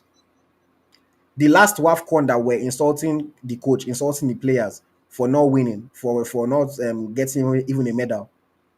Remember that they were protesting the day before their third place match because of unpaid bonuses. They went to the World Cup in 2023. First day in Australia, they called a general meeting for them and told them that, by the way, oh, we're not going to be paying you bonus in this tournament because FIFA is paying you. Then all of a sudden you expect them to be in the right state of mind to compete. These are the things that they do to the Super Falcons. These are the things that they do to them. And all the money that they earn from the national team, whether from bonuses or whatever, is still less than half of what the male players get. But for you to just do right by the female players, maybe they don't want to pay bonus now. Why they don't call camp this time? I don't know. It's crazy. Smith Layi, I'll throw it to you. What do you want to say about this? Sad, and I wasn't surprised when our very good friend Cecilia Morogwe, ask Amaju Pedek that you are getting coach for the Super Eagles. What about the Super Falcons? He said that you have to set priorities. So he said you have to set priorities. I think he said that thing. Now trying to like try and moderate. I like Super Falcons now. Just trying to change it to think that, but you can see that from his own eye, from his mind, what came out is that Eagles is number one. Falcons come after. I don't argue with that, but give them their right to. So, and secondly, too, if you look at the interview of Ibrahim Gusso, sorry, before the announcement of Eric Chile, said that can you see the guys friendly games now? The home based players have won well against Houston, against France. So, what, all these funny things need to change. It's emotional thing, but it came out that they wanted to do something with this female national team. They want to get rid of some people. See, the issue is if you have an president that cannot sit down and talk to journalists, that they have to talk to camera, edit before you publish it. Even the edit that is even editing, they're still making mistake. Hmm. He does not know what he's doing. Does not have any idea about football, does not know what he's doing. They will just edit. It doesn't see. Just say a sit down talk with our very good friend Osino Konakpan. Sit down talk with OJB for 30 minutes. Or she will Kimbalo for 30 minutes. He cannot do it. Oh, you have to edit. Sometimes his head will be like this. Edit everything just together. It's a very poorly edited video too, because sometimes the cut is. So, in my own opinion, I just think that the guy needs help. The problem is that he doesn't have the capacity to do all these things. I won't be surprised that they are celebrating that they didn't put us in under 17 now because there's no money to spend. We didn't qualify. At least the money where there's the money getting good chop am. I'm not surprised they're celebrating it. I'm not surprised that they're celebrating that we didn't qualify. So, in my own opinion, I just think that if you really want this team to do well, you want them to compete, you must give them what they need. Super Falcons is the most successful national team in Africa. Period. In Africa, both men and women, in Africa, is the most successful team in Africa. No one come close. Egypt come close. Men national team, Egypt, 7 AFCON trophies. Nigeria Super Falcons, formerly Mama Eagle, is the most successful. So we need to treat this girl very well, very important. I just hope that they can learn and Ashford the two. I hope that she can talk very well. But all these people too, I think that she spent too much time there too. She needs to be replaced because we need new energy. And I hope that they can actually get it right. You mentioned about the window. This window is type 2 window. You can play 3 matches there. Yeah. Other ones are type 1, 2 matches before the AFCON starts. So I think we've already bought to this. See, Ghana, that was they're not serious. They are playing against Morocco. It is well. Hmm. Football. It is well, though. It is well. Let us move on now. Let us move on and wrap up very quickly with the Super Eagles of Nigeria. Of course, the time for the squads to be announced is drawing closer and closer. So every day we're hearing one new rumor, we're hearing one new. Sorry. Before you go, I don't know, maybe you can take this comment from Don Jose. We need to separate FA for the women. Is it? What do you want to think about that? Okay. Separate. Okay. Let me quickly go to the comments. Apologies for that, guys. A lot of people have been talking about different things. Abiola said, "Did AyoT really say Daniel Bam Bam Bam? If he blows now, he will use this nickname and he should pay me my 10%." But let me see. Monso Ogumade says, upon all the hired below par coach in the person of Justin Madugu. John Jones says Madugu is a puppet. Let me see. John Jones says, why didn't they organize match with Cameroon? They would have been free. Odubayo says the NFF should also have a women's football president separate from the NFF male football president. But like, do you think that is something that realistically can happen? That they will separate the affairs? They will not be able to separate it. When I saw this man, Ibrahim Sanusi, was he? Watching a girl was Brazil, shouting from the touchline, saying, what is wrong with our left back? There he was. I was like, what's your job here? Mm, What's your job here? They will not allow, because all the traveling allowances and everything, they will not allow to be separate. They will not. They should allow this female football to run independently. Let them look for sponsors themselves too. Because they are just sidetracking them. Let them look for sponsors themselves too. mm. Now they wanted to. I don't want to. I don't, because you didn't mention that, because we are playing South Africa again next month in the 17 World Cup qualifier. But they have released this, but they are still bala about where the girls who actually even play the game. It's just such a shame. I think that if they can run independently, I think it's going to be better for our football. But it's going to be better, but I don't think it's something that they'll honestly do. Because I know, like in England, for example, they got a different, just for the leagues, not for the national team, but they Mm-hmm. got a different organization, a different administration to run the Women's Super League versus the Premier League. Because at the end of the day, the Premier League is their cash cow. So they realize that, see, the people that are running the Premier League are never going to have the time to fully devote into growing the Women's Super League. So they got a whole different administration to handle the Women's League. I don't think something like that is going to happen. But I agree that it would be better for us. I just don't think it's going to happen. XXX comments here. It says, Ayo, you think the NFF doesn't know that grade A matches are important? They don't want their anointed coach to be exposed before a major tournament and then twist their hands into spending money on a better coach. That's an interesting comment. I mean, like, do you Yeah, think that's the case? They just don't want him to go and lose badly now, and then all of a sudden everybody starts complaining about him. yeah. I think it's making a very good comment. I think he's an anointed coach, the WhatsApp coach. So I think they yes, that if they are calling that man Nuga coach, I will call this man WhatsApp coach too. Mm. It's a WhatsApp coach. So I think they don't want him to be. They pay him salary. So they also want him to just go there and coach the team. So if they want to look for any game, they look for games that they can win quickly. So for me, I think he's making the point then, but we cannot say this for certain that this is actually what we want. But I think he's making a very good point there. Mm. All right, let us move on very quickly because of time to the Super Eagles of Nigeria. So, like I was saying, of course, because we are getting closer to when the official squad list will be announced, we have started to hear so many different rumors. Of course, last week we discussed the issue of Leslie Gochukwu and Kani Chukwemeka. And of course, we've heard, 30 man short list or long list. Oh, this person is here, this person is not here. But interestingly enough, and I know Smith Layi wanted us to talk about this one particularly, one young boy who has been making waves in Spain has been named allegedly, or should I say reportedly, not allegedly, has been named into the 30 man list, long list for this match qualifiers. That boy is Getafe's own Crisantos Uche. Of course, I've been on record numerous times talking about it. I don't necessarily think he can get into our midfield. I don't think that he should get into because of the fact that he doesn't play midfield for his club. But Smith, I'll let you take this one. How do you feel about this report that he has been named in the long list? And do you think that he realistically can be part of the final squad? Yes, and don't to even back it up now.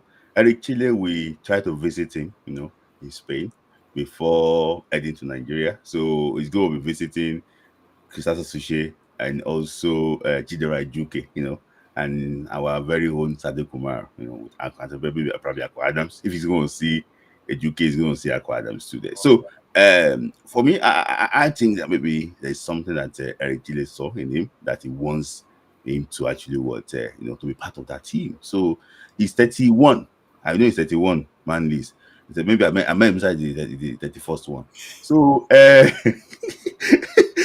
so I think maybe sometimes I seem like a destroyer, someone that can just put in a team and can cause commotion, like can just cause commotion up front, all those things like that. Maybe it sees him that way.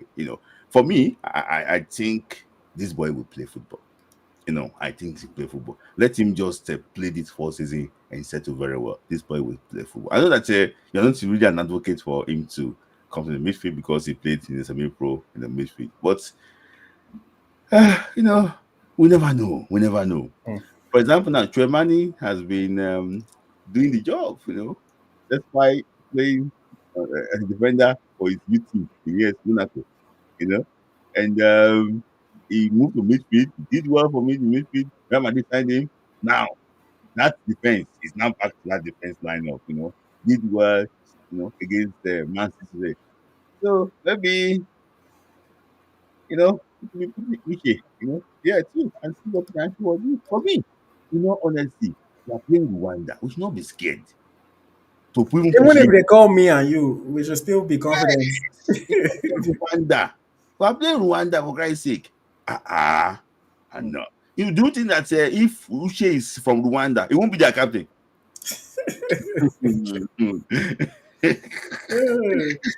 Yeah, so for me, it actually was a very good news, and I think that that one should inspire others too. The boy that could not get into Talisi Yusuf on that 23 team, that played the qualifier, is now on the verge of playing for Nigeria at the World Cup qualifier. I think it's a good thing for him, and I think that if he made the final 25, I think he should grab it with both hands. Mm, mm.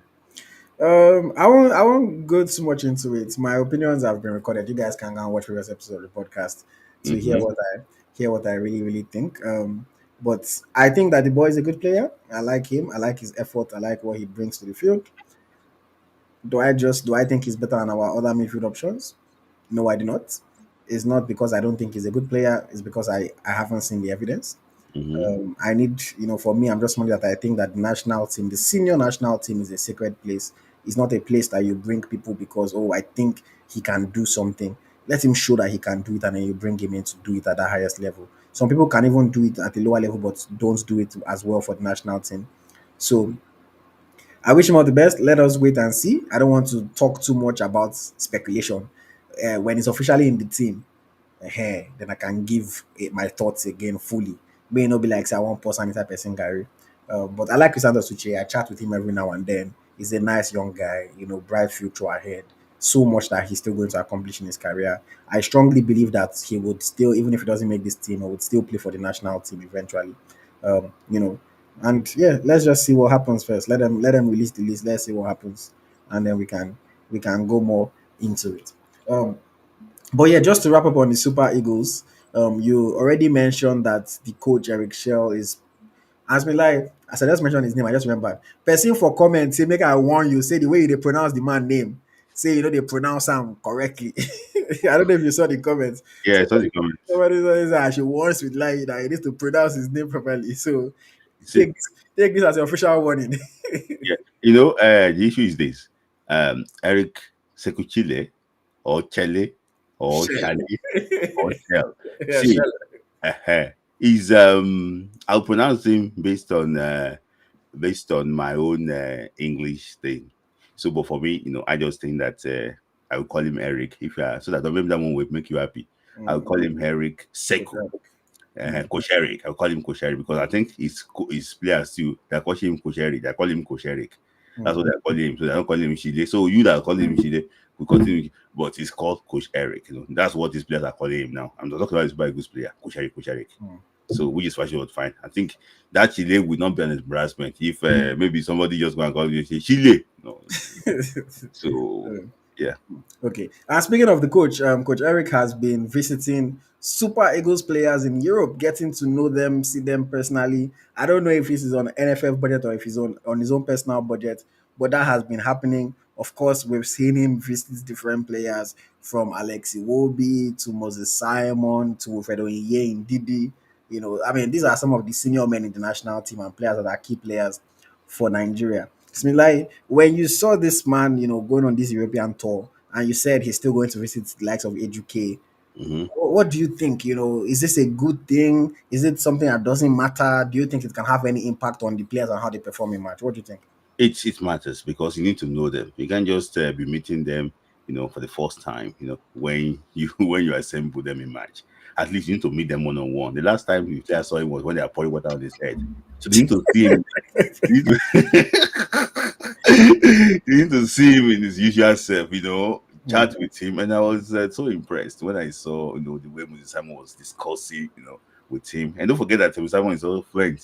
In In French, French, so yeah. in French, so it's gonna be one of his right hand man. Official translator for the national team. Oh, national team. So maybe it's gonna be so instrumental to him. So I'm happy. I'm happy. I've seen a lot of people say that why can't you organize a Zoom meeting? Why this?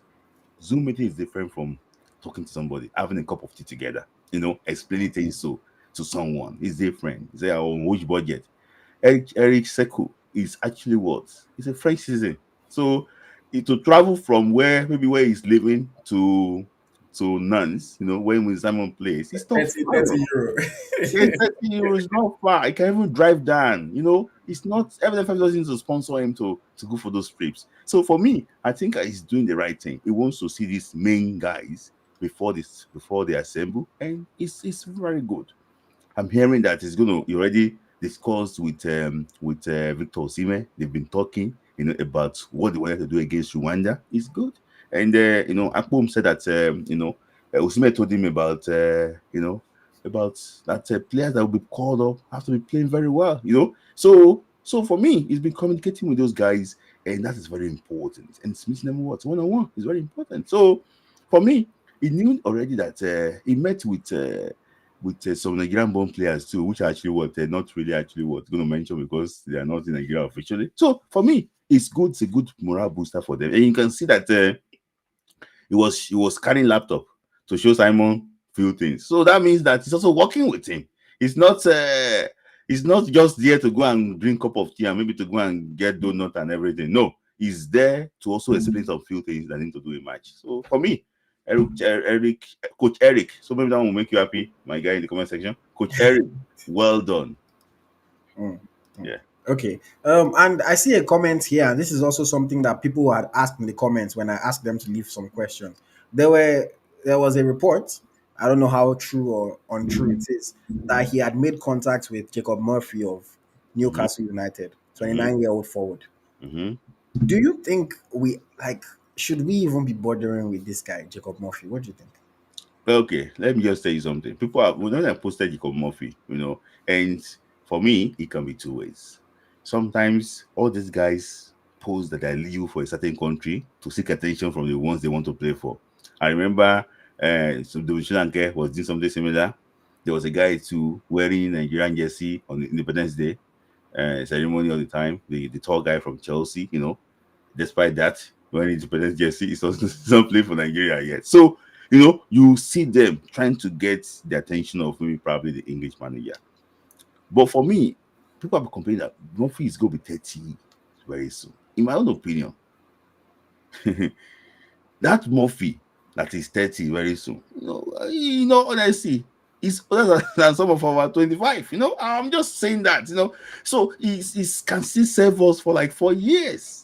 If he's eligible, see, you cannot dictate where you'll be born. As far as you are in Nigeria, you are in Nigeria. If the coach realize that is good enough, let him come. Let him come. This is his best season. Let him come. So, in my opinion, I don't think that we should say that there's no need. If he can serve Nigeria, if it's only one game, he can play for Nigeria. Let him come. Captain Cole did not play for Nigeria, but he said that it was his lifetime dream to play for Nigeria, and he came to play for Nigeria in a charity game in Warri, just to fulfill that dream. So if it's his lifetime ambition to play for Nigeria, let it be. Who among our right wingers is better than Jacob Murphy now?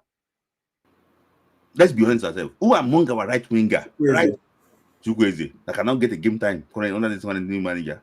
Okay, let me jump in here. Yeah, see, I hear you, and I agree that if a player is eligible, add the player into the pool of players. If Just it, add the player into the pool, then let them earn their call up once they are in that pool. uh-huh. My only thing would be, I will say this: I don't think Jacob Murphy is that good. With all due respect to him, Mm-hmm. I honestly don't think he's that good. I think he's a system player. Mm-hmm. He's doing very well under this Newcastle system with Eddie Howe. Mm-hmm. Like, if we look at numbers, if we look at statistics, Mm-hmm. they don't jump out of the screen. He's currently having his best season, and I'll give him credit for that. But again, he's having his best season as Newcastle is excelling. 4 goals and 8 assists in the league in 21 different matches. Mm-hmm. It's okay. Mm-hmm. It's not amazing. It doesn't jump out Mm-hmm. of the screen. Mm-hmm. So for me, I don't want a situation whereby maybe he says, okay, I want to play for Nigeria. And all Mm-hmm. of a sudden now they say, oh, he must be a starter because blah, blah, blah, No. like that. Uh-huh. Let him join the pool. And then if he can earn his sport, he can Yes. earn his sport.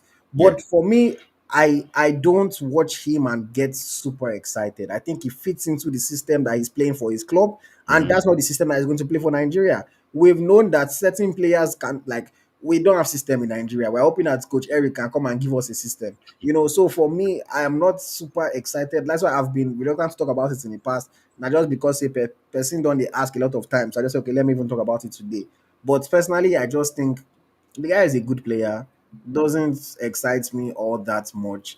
He's a system player, right place, right time type of player. Yeah. Not necessarily somebody that is going to get the ball and create something out of nothing. So let's Yeah. see what happens. But I'm not jumping up for Jacob Murphy. And we also said something. You said right player at the right time. Sometimes that is what you need. It's not as if you be drinking Gary in the midfield when you can sense danger. You can see it's always the right place at the right time. Look at those crosses he normally gets. The issue, I might say basically is that most of our the right wingers are inverted wingers. Yeah. We don't have somebody. I don't know. Maybe you can ask you crazy. I don't know. Maybe he has crossed with. I don't have seen you crazy cross with the right foot before. I don't know. Maybe he has done that. You watch him a lot, maybe more than me. I'm not really sure. He has crossed with the right foot ever before. So, for me, if he can help Nigeria, that is all. Even if it's 10 minutes, they can bring him on. He can help Nigeria. That is all.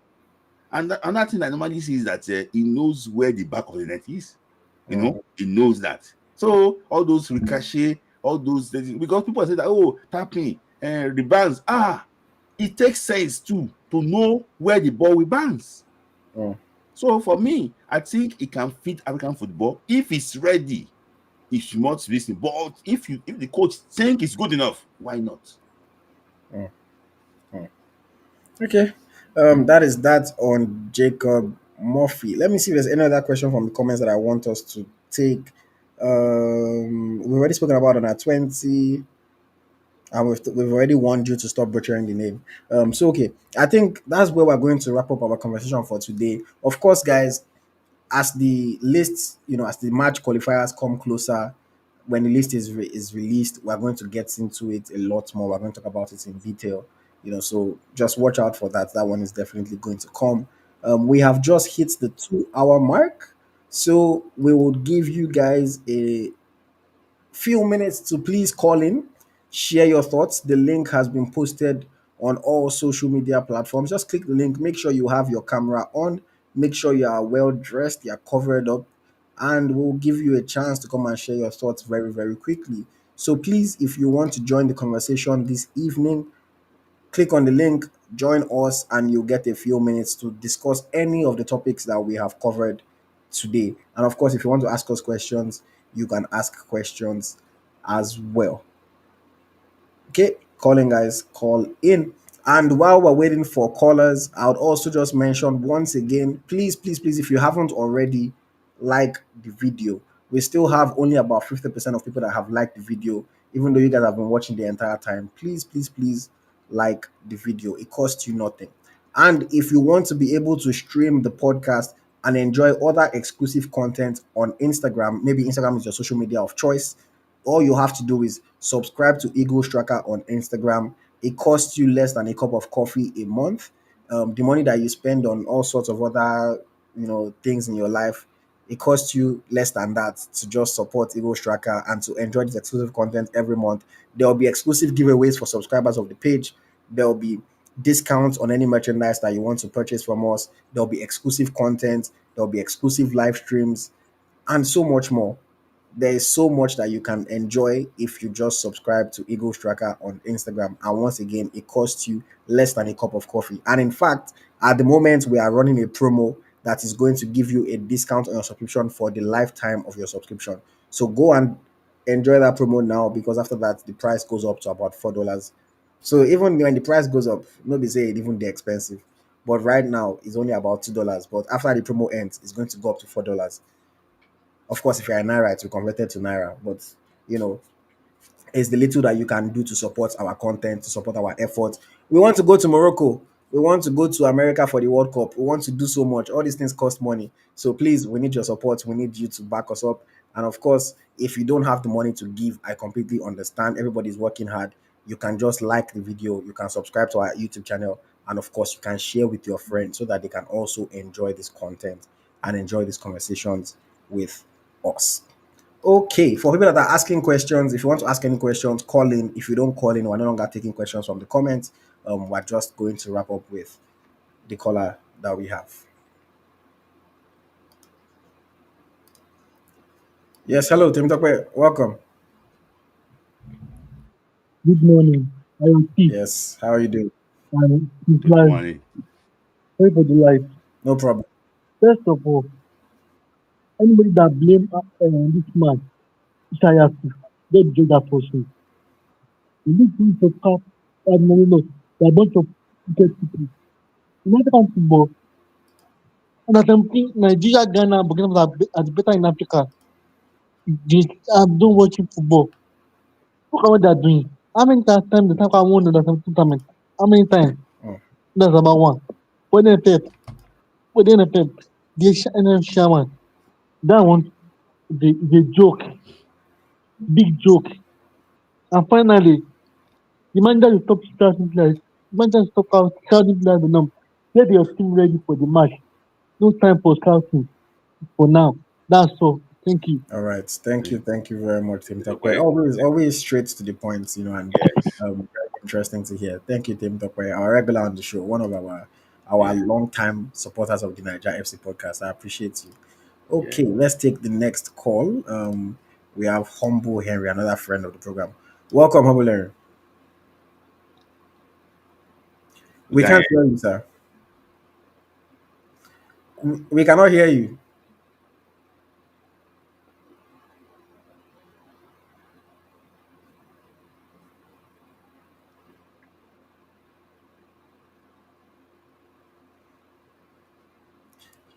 We still cannot hear you.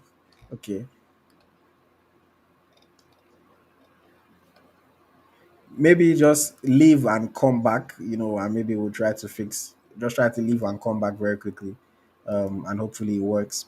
Again, we're not taking any other comments or any other questions from the comments. I always beg you people to leave us questions before we come on this live. I posted on YouTube, I posted on Instagram, I posted on Facebook. Leave your comments. If you do not leave comments, then don't come and leave the comments now. We're not taking any more questions. We'll take comments about general things, but no more questions from the live. So if you're asking any questions, I apologize. We cannot take them. Let's just wait for Humble Lemon to come back and then we'll move on. Just some comments on Jacob Murphy. Super Eagles Media Hub says we don't need Jacob Murphy. Um, Let me see. Odubayo says Jacob Murphy will help our right hand side. Daniel Famogun says Murphy, if he was born in Nigeria, is just 24 years old. Odubayo says UK 30 is the same as Nigeria 19. How about that? Emeka says Coach Eric moves in meeting with the players is a very good one. The players would give 100% support. Any players trust is fantastic in the game. Daniel Famogun says Murphy is better than Chukwueze. John Jones says, does Murphy want to play for Nigeria? That is the question. He's Mm. been posting Nigeria this thing. No be by posting, no. Even Adarabia don't be posting. So no be by posting. But yes, okay. Let's see if we can now hear Humble. Yes, good evening. We don't hear anything. Oh. You can unmute yourself. Are you sure you're not muted? No, on my end, it doesn't show that you're muted, so it must be something from your device. I don't know if you have a different device you can use. Device. You can use different device. Um, Maybe you can use your phone. yeah,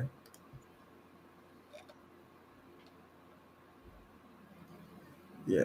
Maybe just try to use a different device. Let's give Humbuleri another chance to fix it up. This is my issue with all these 35 plus people. Technology, they always win them.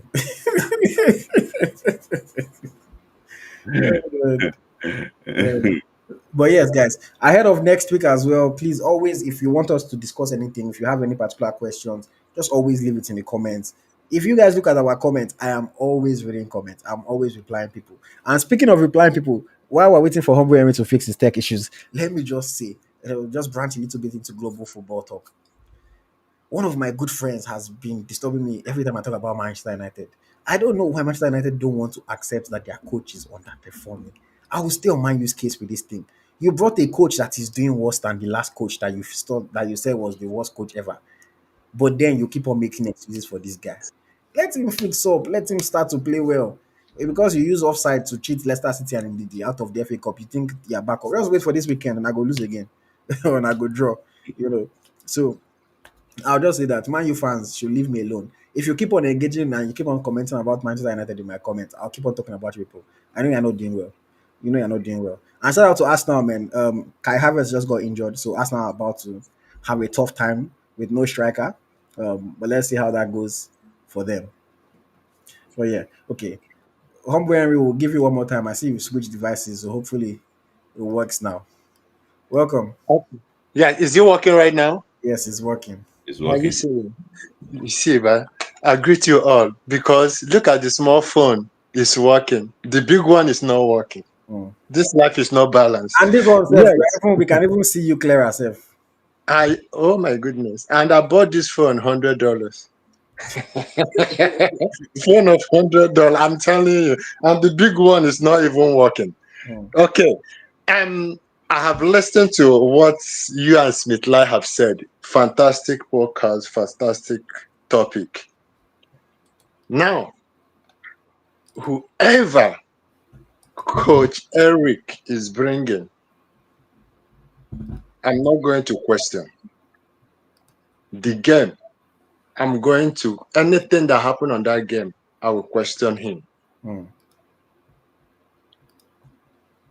I'm not going to, even if he's bringing Bame, I don't have problem because we're already in a tight corner. Hmm. Whoever that is going to help us to go toward that promised land, I don't have any issue. Let him choose the players that will listen to his instructions. Choose players that will help us to go to this World Cup. Now, the game against Rwanda and Zimbabwe, that is the game I will know whether Victor Boniface is it the fault of Iguavon and Finidi. I have been saying this. The problem is not Boniface. The problem is the people who are telling Boniface, do this, do this. If Boniface is doing it in Bayer Leverkusen, listening to Alonso, doing those mighty things in Bayer Leverkusen, then when he comes to Super Eagles, he's not doing it. I'm not going to blame him because he listened to the instruction of the people that invited him. Now, and I'm praying to God, please, Coach Eric, give Boniface chance. And if Boniface do mighty things in Rwanda, honestly, the way I'm going to cause Iguavon and Finidi, they will not like me. If he do mighty things, see changes, you will now know that the blame is from Iguavon, the blame is for what? Finidi. Because they are the cause. If you are a teacher, you teach the students well. That is your work, to help them to grow. No player is bigger than the coach. No player. After all, Cristiano Ronaldo is still listening to his coach. Messi is still listening to his coach. Therefore, if you say that Boniface is a professional player, even if he's a professional player, he's under somebody. Therefore, I want him to choose any player. If he wants to drop Chukwueze, I will be happy. If he's bringing Chukwueze, I will be happy. If he's dropping Osime, I will be happy. If bringing him, I will be happy. This moment, please God, the hand for the Super Eagles to go to the World Cup is in his hand of Coach Eric. So if he's bringing anyone, God, in fact, you want him to bring it. For him to have that passion to go and visit players shows that he is here to work. He's not here to play. And he knows that in fact, the job is very, very tricky in the sense that if he fails, the water they pour on him will be smaller. but I'm praying for him to to pass this. I'm Mm, praying for him. That's the only thing I can say right now. Yes. mm. Okay. I can see any reason you should also cause Pesero because Pesero couldn't use him. He said, "I support you, but you must stay consistent." Pasero himself, you know that Boniface had injury.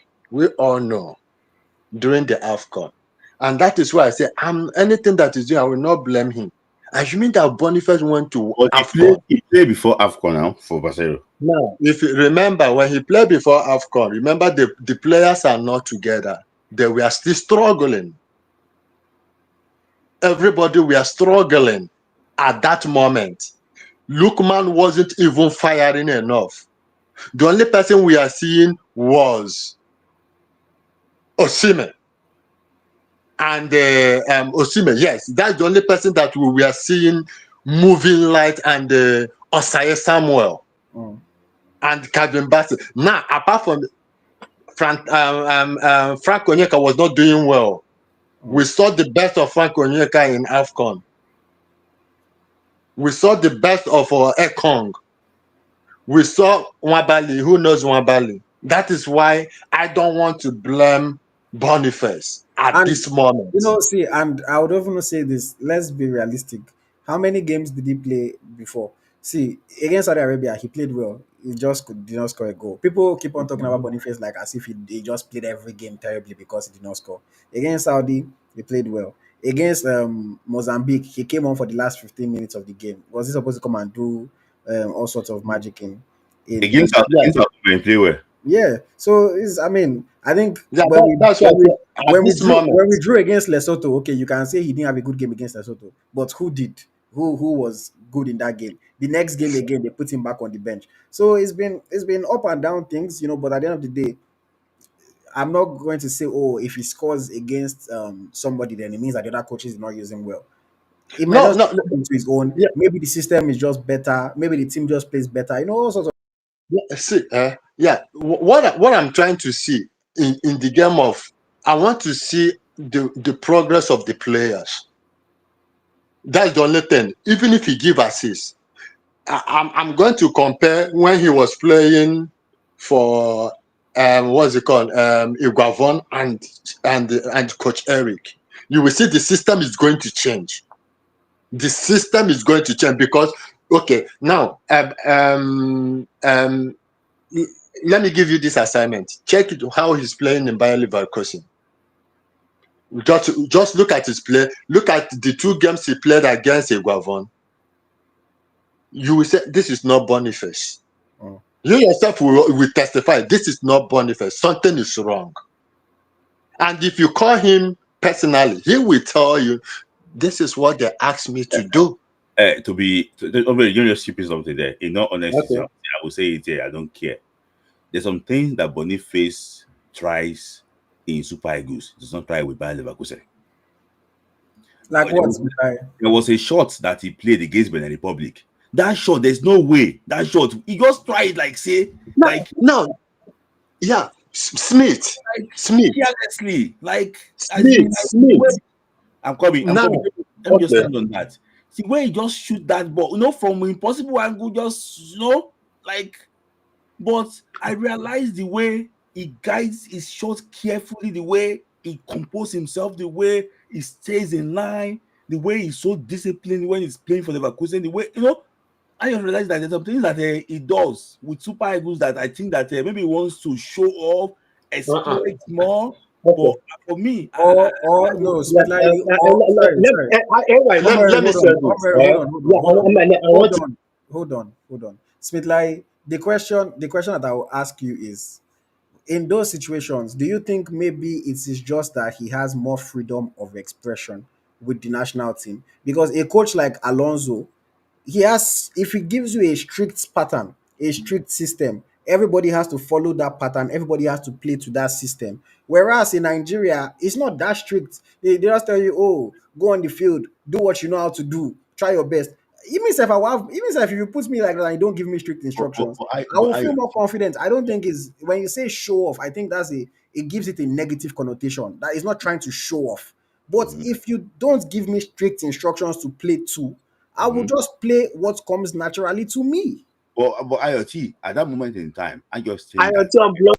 from apart from being want to express yourself, look for how to help the team too. I That I 100% agree. Okay. But what I'm just Okay. saying is when you say a comment like, "Oh, he's trying to show off," it gives a negative vibe to it, and people will pick that up. And I don't think that that's fair. I think it's just a case of more expression. We praise certain players like Gift Urban for trying a shot from the halfway line and then he hits the crossbar, and everybody's like, "Wow, the audacity!" But then if a Mhm. player tries a shot from 40 yards out and it goes wayward, it's like, "Oh, what a stupid player!" Or "Why are Yeah. you trying this?" In different situations, different circumstances. At the end of the day, the end is what always justifies the means. If it ends well, people praise you. If it doesn't end well, people criticize it. But I just Okay. don't think it's fair to say, "Oh, he's trying to show off or he's trying to do what he doesn't do at his club." Again, we know Eguavon style is there's no tactic. It's just go there and do what you know how to do. So if you tell me to go there and do what I know how to do, means if I think I can shoot from 30 yards, I will shoot. Obviously, not every single time, and it's not like he does it every single time, but he will try what he feels he can do. And sometimes it might not work. And I mean, that's football for you. Yeah, Uh, yeah. okay. I suppose okay. Let me. I don't know, but I agree with you on that. But I just think that if those things are consistent, like in my own opinion, I didn't want to pick it. I don't want to pick those things out. I went for the game against Rwanda in. I think was it the last one they played? Yeah, the his attempted dribble, the way Ian Kelechi, the way the ball wasn't taken off and everything. I was like wondering. I'm going to try and pick that game up. Now, I want to say Kelechi was poor against Rwanda, but what I'm just trying to say basically is that there's some situations you get in that you think, oh, should I try this thing? Will it even work out? Is the team leading? All those things that I spoke about was actually what when the team was still looking for to score a goal. So for me, Uh, I just think that you are right with what you said about playing under the strict instruction in Leverkusen, which actually was good. Maybe I go to now trying. Maybe I go there, go and express yourself and do what you like. Maybe he's doing that same thing. But for me, I, okay. I just think that just to help the team better. That's my opinion. Mm. Yeah. But I Okay. mean, Now at the same to time, if Eric Shell organizes the team better Mm-hmm. and puts a proper, like, again, we don't have a system, we don't have a pattern, we just go there and we just play. If we Mm-hmm. can do that better, I think it will benefit everybody. Okay, humble me, please wrap up quickly so that we can. yes, yes, yes. Ewa, you said it all, Smith. Thank you for bringing this, which is also good. You see that discipline is Smith. When you said something about Alonso repeating things with Boniface and the team during the training. They will Mm-hmm. repeat it over. There is an instruction, there is discipline, all these things, which is good. Now, coming over to the Super Eagles, I'm not going to blame Boniface. I'm not going to blame the players. I'm going to blame the administrators. One, they have to have a system that work. It may be if you call Boniface and say, okay, how does you guys do training in Super Eagles? Do you guys play long shot? They will tell you no. Look at what Osime said. The goal he scored, he trained with these people.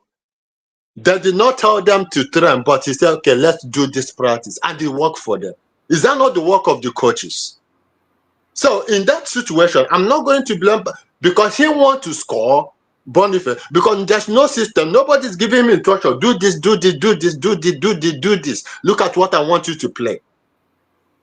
And you see him moving around, trying to impress. The games I have seen him is he trying to impress so that people will not say, you have a bad game. Now that we have coach, I don't know others are coach, but now that we have coach, I pray that he will put him. Tell him what to do. He will listen to him. Then after the Wonder game and Zimbabwe game, then we now come and compare. The next podcast, let us compare. Okay, when he was playing with Finidi and Guavon, what was his performance? Now the two games, what was his performance? It will help us. That's the only thing I can say. Mm, mm. Okay, let's leave it there. Let's leave it there. Thank you very much, Humble Henry. Always nice to hear Yeah. from you. Um, okay, before we go tonight, I just want to quickly say something. I want to put it out there, guys. Please, if you are interested in being a content creator for Eagles Tracker, um, or you're interested in being an on-screen personality, you feel like you can talk about football, you can debate football, you can analyze football, and you're interested in working with us, whether full-time, part-time, volunteer, whatever it is. If you're joining full-time, we'll pay you, but of course, it means that you're committed to us. If you're joining part-time, we're willing to pay as well, but we have to agree on specific deliverables. And if you just want to volunteer and just be there every now and then, we'll still have certain standards that need to be met, but we are willing to work with you. We're trying to grow the family, we're trying to grow the team. So if you think you can discuss football well, you can analyze football, you are a creative, you want to be a football content creator, whatever you want to debate football with us, please send a message on Eagles Tracker NG Instagram, or you can send an email to jobs@eaglestracker.com, and we are trying to get more people on board. We are trying to grow the team. We're trying to expand our content base. We want to come up with new shows, and a lot more things that we have planned for 2025 and beyond. So please, if you have any interest in working with us, send me a DM at Eagles Tracker NG on Instagram, or you can send an email to jobs@eaglestracker.com.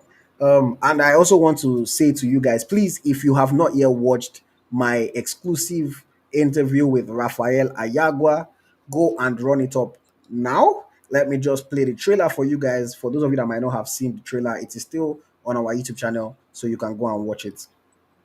Everyone wanted me to go to school, but I said no. This is what I wanted, and I'm going for it.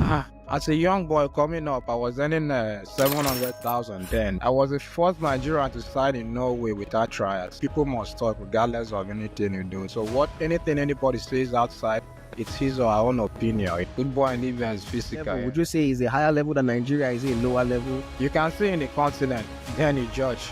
What would you say was the biggest challenge? Biggest challenge, I would say, is my experience in Egypt. I must say, I was like, God, prove yourself that you are God. Let me come out of this alive. That was the only thing I was saying in my heart. They treated me like a common criminal.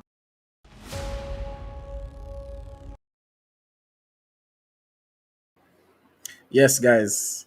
If you haven't watched that interview, go and watch it. Lots to unpack, lots for you to understand about the things that footballers go through when they go and hustle for their money, just like the way we are all hustling for our own different monies in our different fields and walks of life.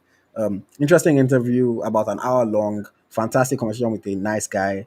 And we have a lot more that is going to come up in the future. But if you guys don't consume the old ones, the ginger to make new ones are not there. I'll tell you, I have lined up Leon Balogun, I have Yakuba Egbeni lined up, Tai Taiwo, Vincent Inyama.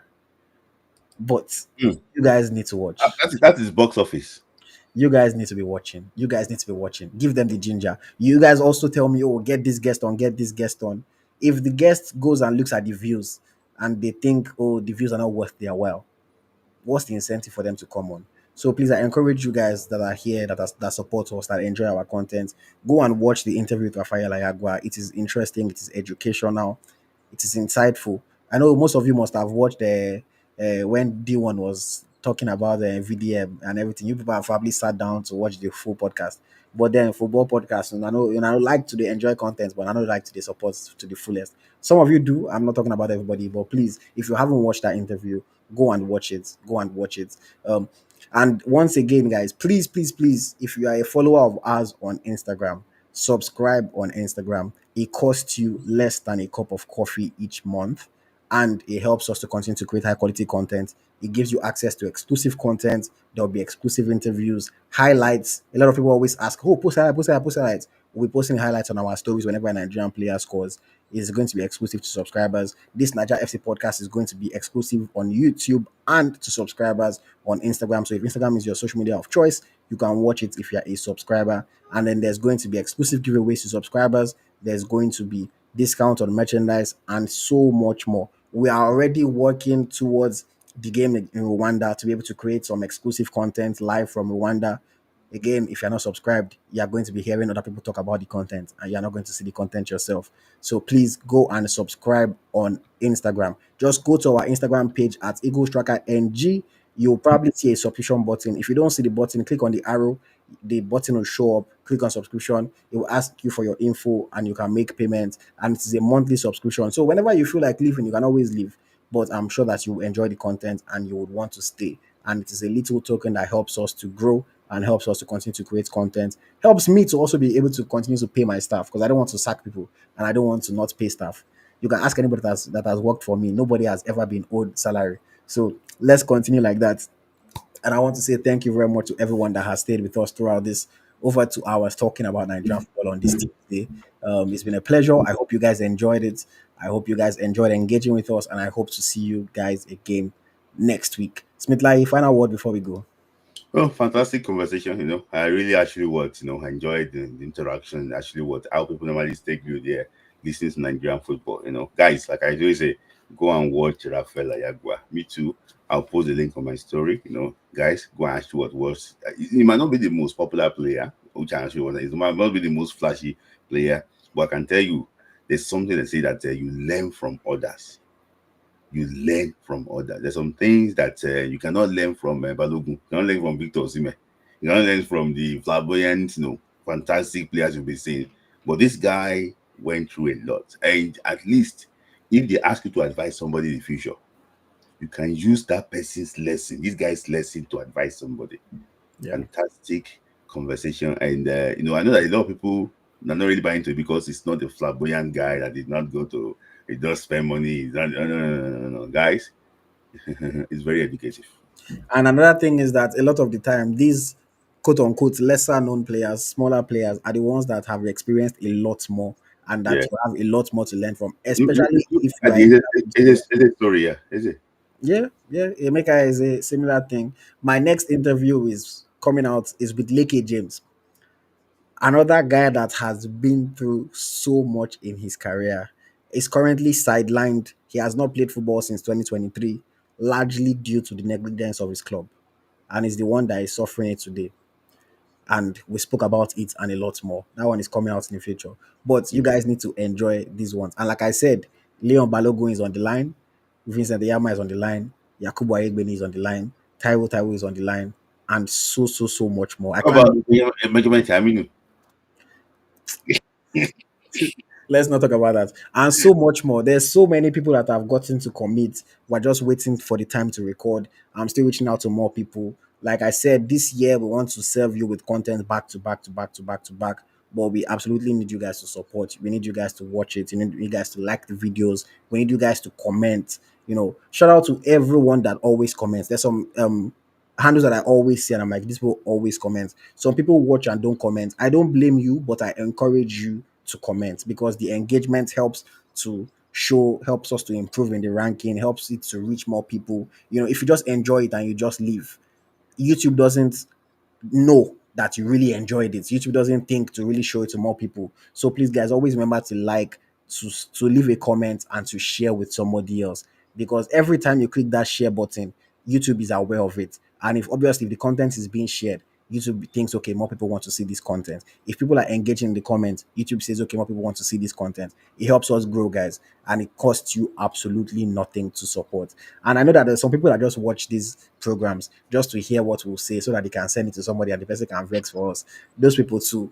If you want to do that, fine. But just try to like and comment as well, before you send it to somebody else. At least do the little that you can to support us too. I appreciate every single one of you. It's been a pleasure.